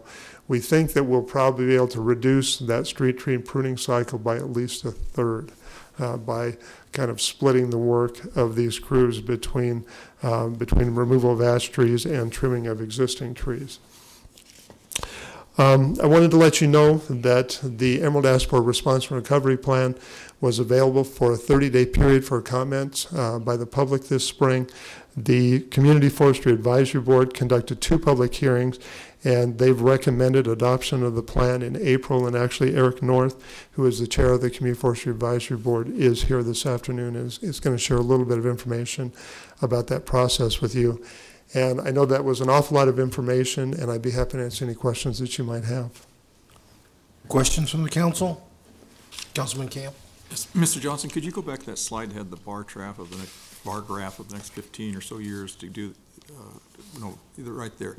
Now, the green bars, as I understood it, represent the city staff. They do. The blue would be the contracted. When you get to year 11 and it's all being done on the outside, in the interim, though, you mentioned the staffing you've done and so forth. What happens to those crews? I think you mentioned 8 full-time employees or what have you, but they're engaged through year 10, and then what happens? You know, that is a great question, and I can tell you that what we anticipate doing at that time is asking the City Council to consider keeping that staff on and for them to be responsible for then continuing to trim or manage the existing trees.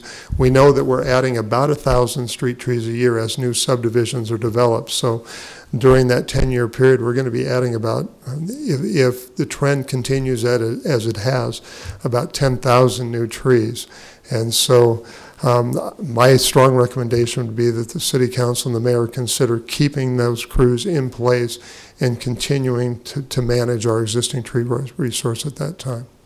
How many FTEs, full-time equivalents, do you have in the existing crews, and how many FTEs have been added for this ASH program? There were 14 arborists and 1 supervisor, so a total of 15 staff in the community forestry section pre-EAB. We've added a total of 9 additional staff to address emerald ash borer and trimming of existing street trees. Thank you. Councilwoman Gaylor-Baird. Thanks, Lynn. I was interested in this chart as well.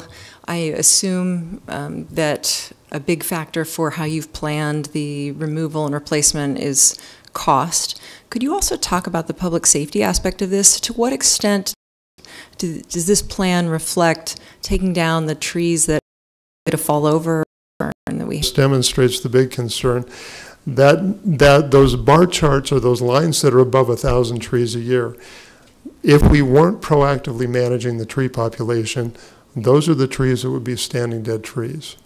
And we would be very concerned about having that volume of standing dead trees in Lincoln, because those are the trees that are going to dry out and start to fall apart, become brittle and fall apart. And so by proactively managing and staying ahead of the death curve, we should not have standing dead ash trees. The other thing that I think this plan does is this is going to allow us to be more proactive in trimming existing trees. And the City Council gets a number of claims each year of trees that we know have had some damage in them.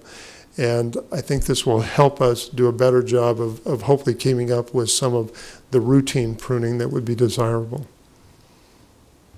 Other questions from the council? Seeing no one? Thank you, Mr. Thank you very much. Yes. Well, this is also a public hearing item, isn't it? Yes. Would anyone else in the chamber like to discuss this, speak on this agenda item? Oh, yes. Hello, my name is Eric North. I'm the chair of the Community Forestry Advisory Board.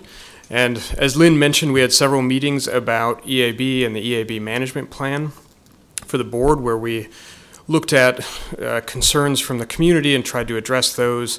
And through that, we actually then recommended that the city adopt, or that the Parks and Recreation adopt this plan. And so we have full support, or the Parks and Rec has full support of the Community Forestry Advisory Board. Thank you. Questions for this testifier? All right. Thank you very much for coming forward. Would anyone else in the audience like to speak on this agenda item? Good afternoon. My name's Eric Berg at 7915 Sycamore Drive here in Lincoln. And ironically live in a neighborhood that looks just like that photo that Lynn showed in Toledo, Ohio, with basically a monoculture of ash. I'm here wearing a hat as a public citizen for wanting to maintain that canopy, but also in the work that I do. I'm a certified arborist. I've worked in the Great Plains doing community forestry for 20 years, and I work for Nebraska Forest Service coordinating a community forestry and sustainable landscapes program. And a handout that I made that we're using in a lot of communities across the state, and I've added some more specifics for what is happening here with the recovery and response plan that Lincoln has put together. Demonstrates that we're basically all looking at this from the city of Lincoln and Nebraska Forest Service through the same lens. We strongly endorse and support this plan. We think it's very proactive. One thing I would highlight out to you on the first page, Lynn talked about the annual budget, and we get that information through the Tree City USA program, but we're anticipating by 2021 or so that your operational demand is going to exceed more than $4 million per year and last like that for 4 to 5 years, depending on where we are in the death curve. And so I think the plan that Lincoln has laid out will help avoid some of those costs, but at least stretch those costs out over the longest period of time. So with that, I'd be happy to answer any questions, and appreciate the good work that the city has done in this plan. Questions from the city council? Mr. Berg, thank you. Thank you. Would others in the chamber like to speak on this agenda item? Yes, please come forward. Good afternoon. My name is Kristen Boske, and I'm with the Arbor Day Foundation here in Lincoln. My address is 5530 North 17th Street. And I'm just here to support the replanting of these ash trees, both on public and private property. Of course, there's a priority to remove the ash trees that are dying, but also an importance to replant everything that is going to be removed.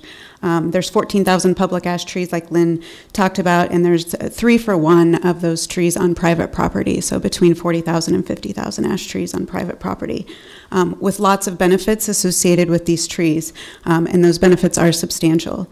This includes beautified landscapes and property values, air quality, human health benefits, crime reduction, wildlife habitat, carbon sequestration, stormwater filtration, and also energy conservation. We're talking about an estimated $3 million in environmental benefits from the public trees over the 15 years, and these would be mature trees, as well as an estimated $19 million from the private trees over the next 15 years. And that residential energy efficiency alone coming from these private property trees plays a really critical role in the reduction of greenhouse gas emissions in our community. These trees bring shade, aesthetics, a sense of community, really in an important time, I think we heard earlier today, in our city's economic future. Our city's growth is linked to quality of life. Outsiders come and live here for quality of life, and our quality of life is exemplified in our parks, in our neighborhoods, and from our trees. Tree planting is definitely more cost efficient for neighborhood integrity than a lot of other things, and our trees are a key role in that. Everything, a lot of other things are costing a lot more. So replacement is critical. But trees take time to grow. We all know that. Maturity level of trees is usually reached between 15 and 20 years, closer to 20. And so it takes time, and replacing these benefits won't happen immediately. Even if you planted those 14,000 trees that we were losing on public property today, you would still not recover the canopy loss and the benefits that will happen from those trees over the next 15 years, just because of the timeline of growth and also survivability that will happen with those trees, those new trees that are planted. So this illustrates the importance of including strategies surrounding private property canopy replacement, and currently there is not a lot of efforts associated with that or to support that. But we can start with replanting in public spaces, and private property is going to also have to be a part of this recovery plan. Private property replacements can be a little bit trickier. And can be costly and have costs associated with them. Now you don't have to fund this private property replanting, but we just need to play a really key role in convening the players who can be vested in our community canopy. Homeowners who have ash trees on their properties are going to need to be educated on the importance of not only replanting, but what their options are in regards to that. The Arbor Day Foundation recently held an Emerald Ash Borer Roundtable meeting in Omaha with some Omaha, Iowa, and a few Lincoln organizations to consider a broad partnership around just the money to replant trees with Emerald Ash Borer. Some on public and some on private with this discussion. And this included a coming together of local utilities, the city, local foundations, and some corporate businesses. The Arbor Day Foundation is really good at large-scale planting programs in communities with the use of some technology that we have access to just to create some turnkey strategies surrounding this. We have a platform that streamlines private property tree distributions, which was built by Beehive here in Lincoln and is powered by iTree, which is a really credible, peer-reviewed scientific research in the forestry industry. But this platform also educates homeowners throughout the process about trees in the right place. We work with many other cities who are replacing canopy through this platform, and the money for these distributions has been raised locally within their cities. For example, we're working with the city of Orlando right now. We've been working with them since 2016, and they've distributed over 8,600 trees to homeowners in their community, and they did this with the utilities' help and funding, and also some other corporate partners that came in and helped fund those trees. So just to summarize, there's an economic, a social, and an environmental value associated with these lost trees that we're going to be seeing come down over the next 15 years, mostly in that 7 to 8 year range. And it's just important to begin this replanting now.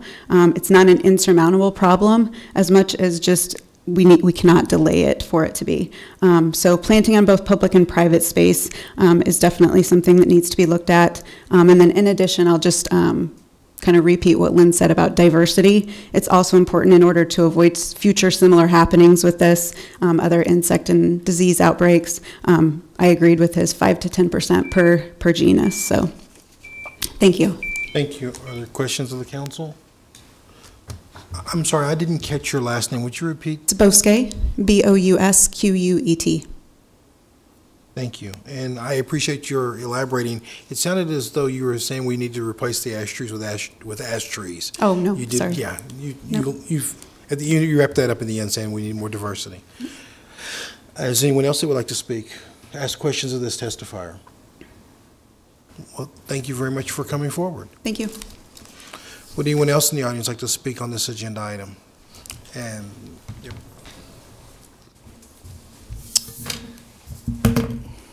Do this so I don't forget. Thank you.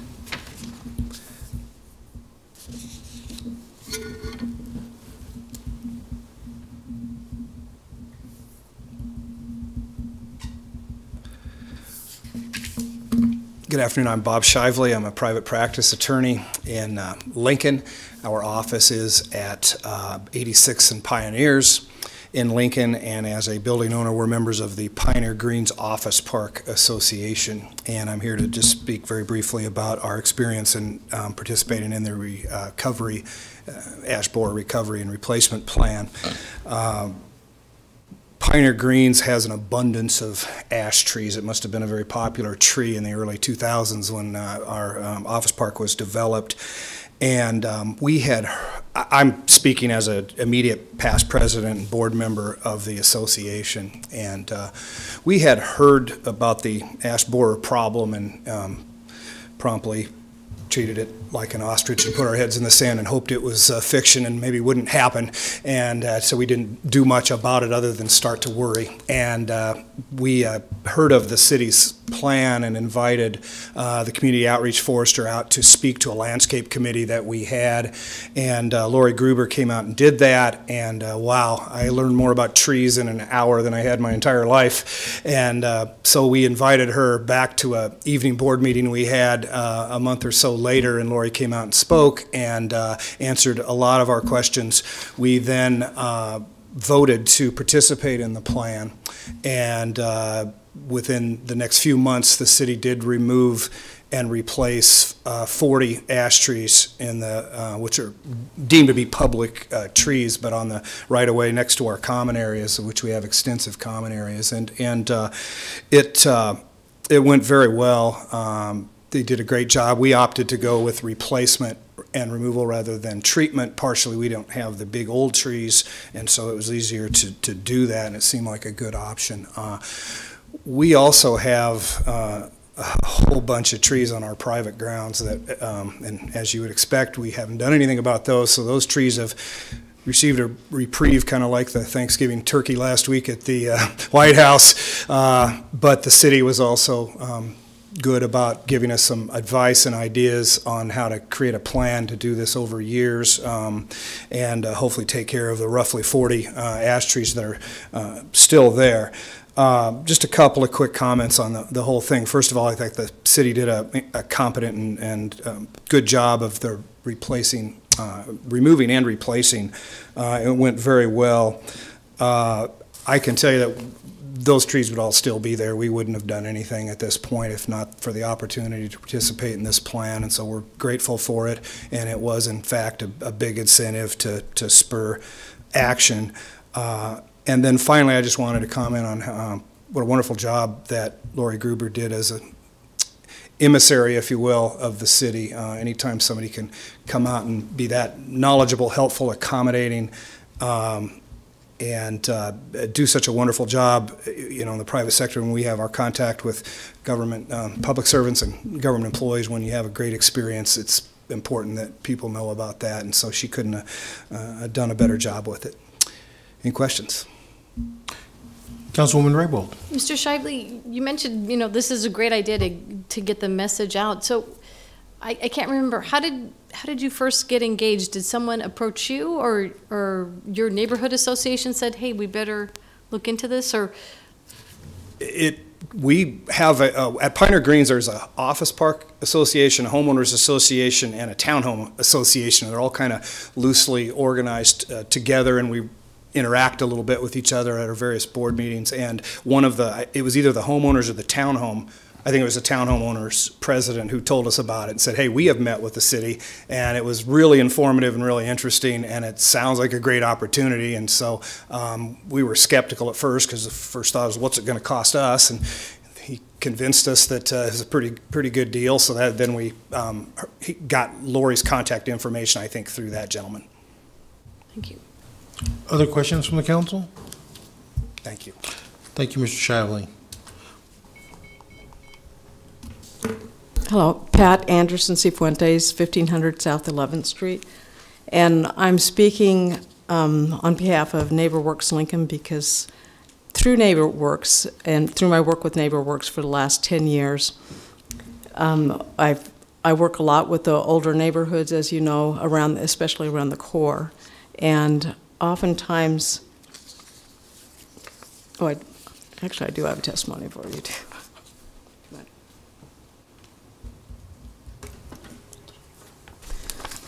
oftentimes people are wringing their hands and wondering how they're going to take care of lines of their branches that are intertwined with their LES lines, because as you know, in the older parts of the city, the electrical cable and old phone lines are not buried, or very seldom are they buried. And it's expensive to have any kind of tree trimming, much less tree removal done. And I cannot imagine, I can't even fathom the numbers of trees we're talking about with the emerald ash borer, because it's so much more than any of the storms we've had. It's going to be catastrophic for many homeowners to be able to do that. And what, as Mr. Shively said earlier, I think what a lot of people will do in the end is I can't afford it, what do I do? And bury their heads in the sand. And then you're looking at down power lines and damage to property and safety hazards too. And I don't know if the council is aware, Lynn Johnson spoke earlier about the importance of the community being involved with the whole process. I don't know if you're aware how much neighborhood associations have worked with the city, particularly with Parks and Rec, to reforest the city. I know in my neighborhood alone, little tiny Everett that's only 9th to 13th and a mile long. During the 1997 storm, we had 500 trees that we were in the public right-of-way that we replaced. It took us 3 years, spring and summer, to spring and fall, I'm sorry, to replace the trees, and that wasn't even all of them, because not all the owners agreed to it. But so when I think of the possibly another 50,000 in the public or on private land that we need to replace, that's mind-boggling. But in addition, Irvingdale neighbors have worked with Parks and Rec to replace trees at Rudge Park, and that was during 2012 drought. So there's no access to water at the park. Obviously, you're not going to go to a spigot. So they even had to take a truck and rain barrels to water those trees all summer. So you really have a lot of dedicated volunteers doing this work. Clinton Neighborhood for years has replaced trees in the public right-of-way, and I know Country Club has also had a program. And those are just the ones I know about. So, but with all of our 100-year-old neighborhoods, especially that they are especially vulnerable, because that's where you're going to find those really big trees, and they're going to be caught up in the electrical wires. And oftentimes there's small lots, so we may have 3 houses on what is one normal 50 by 100 foot lot. And so the trees, so it gets complicated when you're removing trees too, because you're not only in the power lines, but you're crossing other lot lines. So to have financing, so people don't bury their heads in the sand, if we can have some financing available for those people to remove trees, that would be, I think it's imperative. Questions? Councilwoman Lamb? Thank you. Thanks also for, Pat, for bringing a written copy of your testimony, because I do have a question. Basically, you had mentioned support the residents who are financially challenged to come up with an extra $2,000 to $4,000 to remove diseased ash trees. Are you suggesting that we plan to make that available to each resident that would have trouble removing their tree? No, and that $2,000 to $4,000. That's a smaller tree. I don't know. The really big ones, Lynn probably has a better idea what an 18-inch costs. But am I suggesting we pay for everyone's? No. Okay. But to have a grant system in place to help people, I think. Okay, and each grant would be at a size of $2,000 to $4,000. Is that what you're? Somewhere between the I don't know. I'm not an arborist. I don't remove trees. I know just in 2 to 4 would be a smaller tree. I know that. Okay, so you just want us to address the ability of them to do that. Thank you. Other questions for this testifier? Mr. Pat, thank you. I can't say Mr. Fuentes all of a sudden. Next testifier, please. My name's Grant Daly. I live at 1430 South 9th Street. I'm Pat's coworker. I also work at NeighborWorks. I'm here to kind of echo what she said earlier, but also I was just, in South Salt Creek where I live, and the neighbors I work with are really interested in this Adopt the Ash, and they're interested in volunteer tree pruning. So I just wanted to offer support for those particular components of this plan, because that's a really great way to get the neighborhoods involved in developing skills to help the city kind of mitigate this problem, as well as if there's a tree that's especially old in older areas, as Lynn mentioned, that kind of interim treatment until the tree can be dealt with is going to be important for neighborhood safety. The one thing I wanted to share too on behalf of the need for financial assistance for those households is we recently had a meeting in Clinton. It was about a month ago that Lynn came and was talking with the neighborhood association, sharing the city's strategy for dealing with ash trees. And there's one woman who came up to me and was afterwards and was talking about her large ash tree, and that she barely had enough money to even think about treating it, and really it needed to be removed, but that she said there was no way within the time frame that she would have any way to finance it. And she had a lot of memories with the tree. It's been there and grown up as throughout her homeownership experience with the property. So I just wanted to echo what Pat said about the need. There are real residents in the neighborhood that want to take a proactive step towards managing this, but that are going to need some financial assistance to do so. So thank you. Thank you, Mr. Daly. Questions from the council? Thank you. Hello.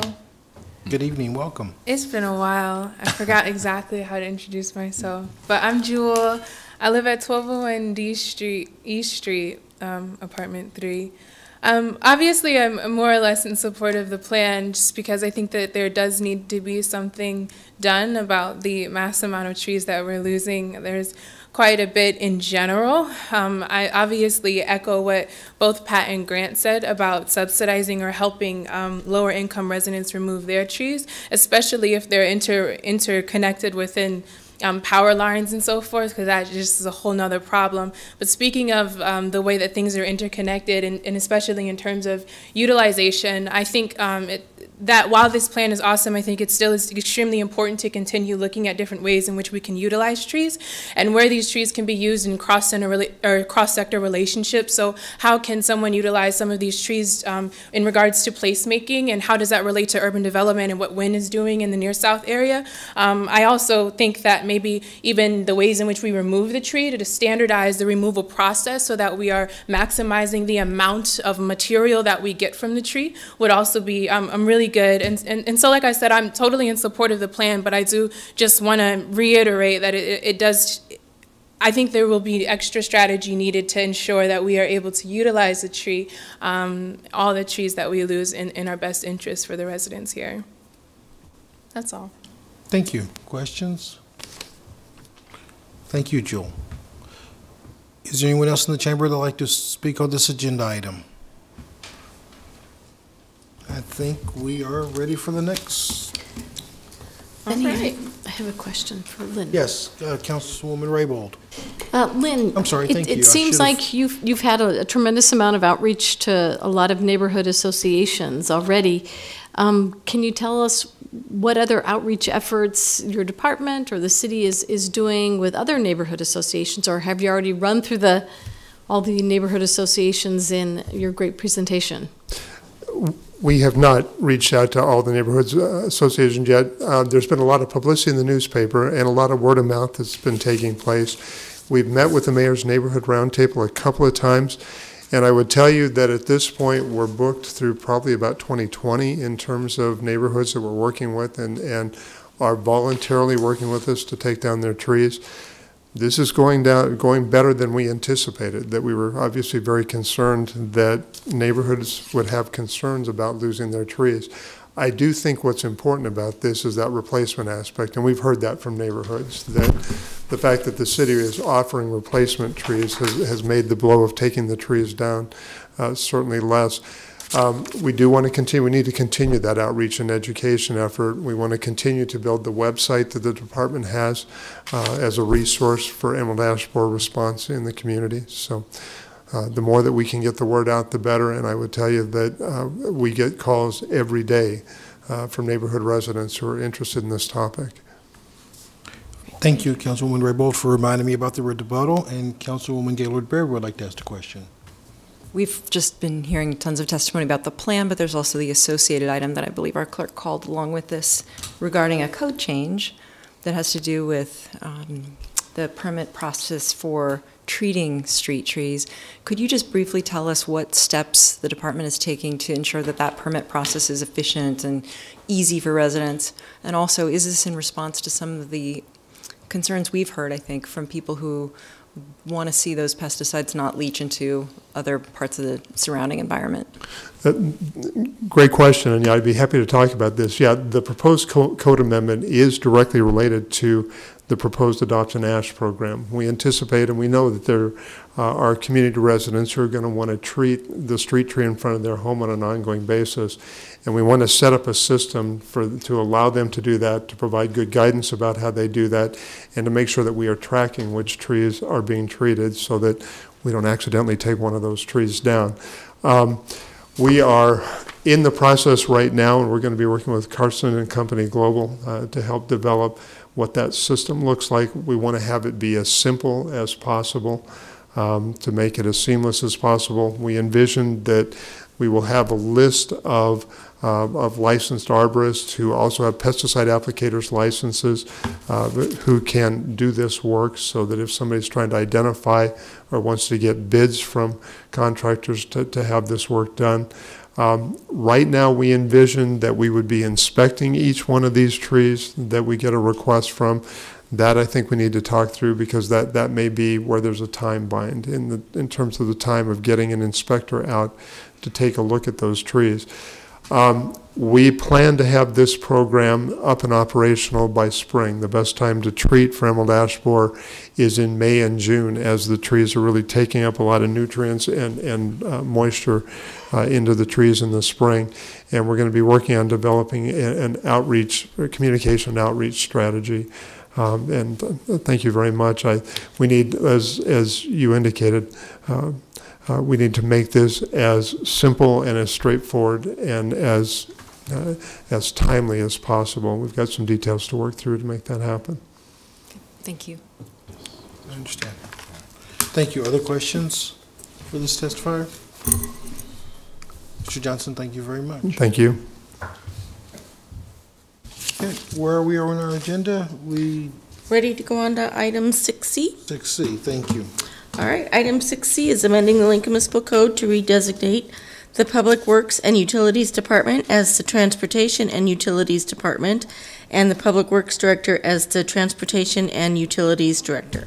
Good evening, City Council members. I'm Mickey Esposito, Director of Question Mark and Utilities.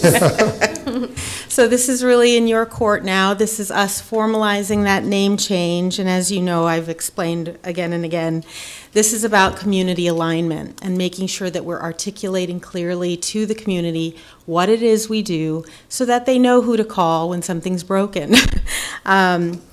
For a long time, we've had trouble sort of understanding the word public works and how it was kind of synonymous with utilities. We wanted to be very inclusive about StarTran and public transit as one of our services. And then finally, we're just seeing this evolution in transportation policy and programming, where you're even seeing our state counterpart, NDOR, changing their name to the Nebraska Department of Transportation. So we're sort of aligning ourselves with all of that Today's municipal transportation infrastructure includes streets, sidewalks, traffic signals, railroad safety, public transit, and on-street bike lanes. This is about moving people and goods safely and efficiently, so we're pretty excited about the change. I did want to get back to Mr. Camp, who asked me a long time ago about fiscal impact. I am happy to report we have no additional budget or fiscal impact to request for this change. We will absorb all of the costs in the budget. It's about $12.24 for every retro-reflective logo we have to change. So it's about $7,000, and then we'll absorb those changes through our own labor as we make the logo changes. But I did want to get back to him on that additional cost. You have about 50 pages of changes. I hope you were not too bored reading all of them, but the code revisions are almost 50 pages long.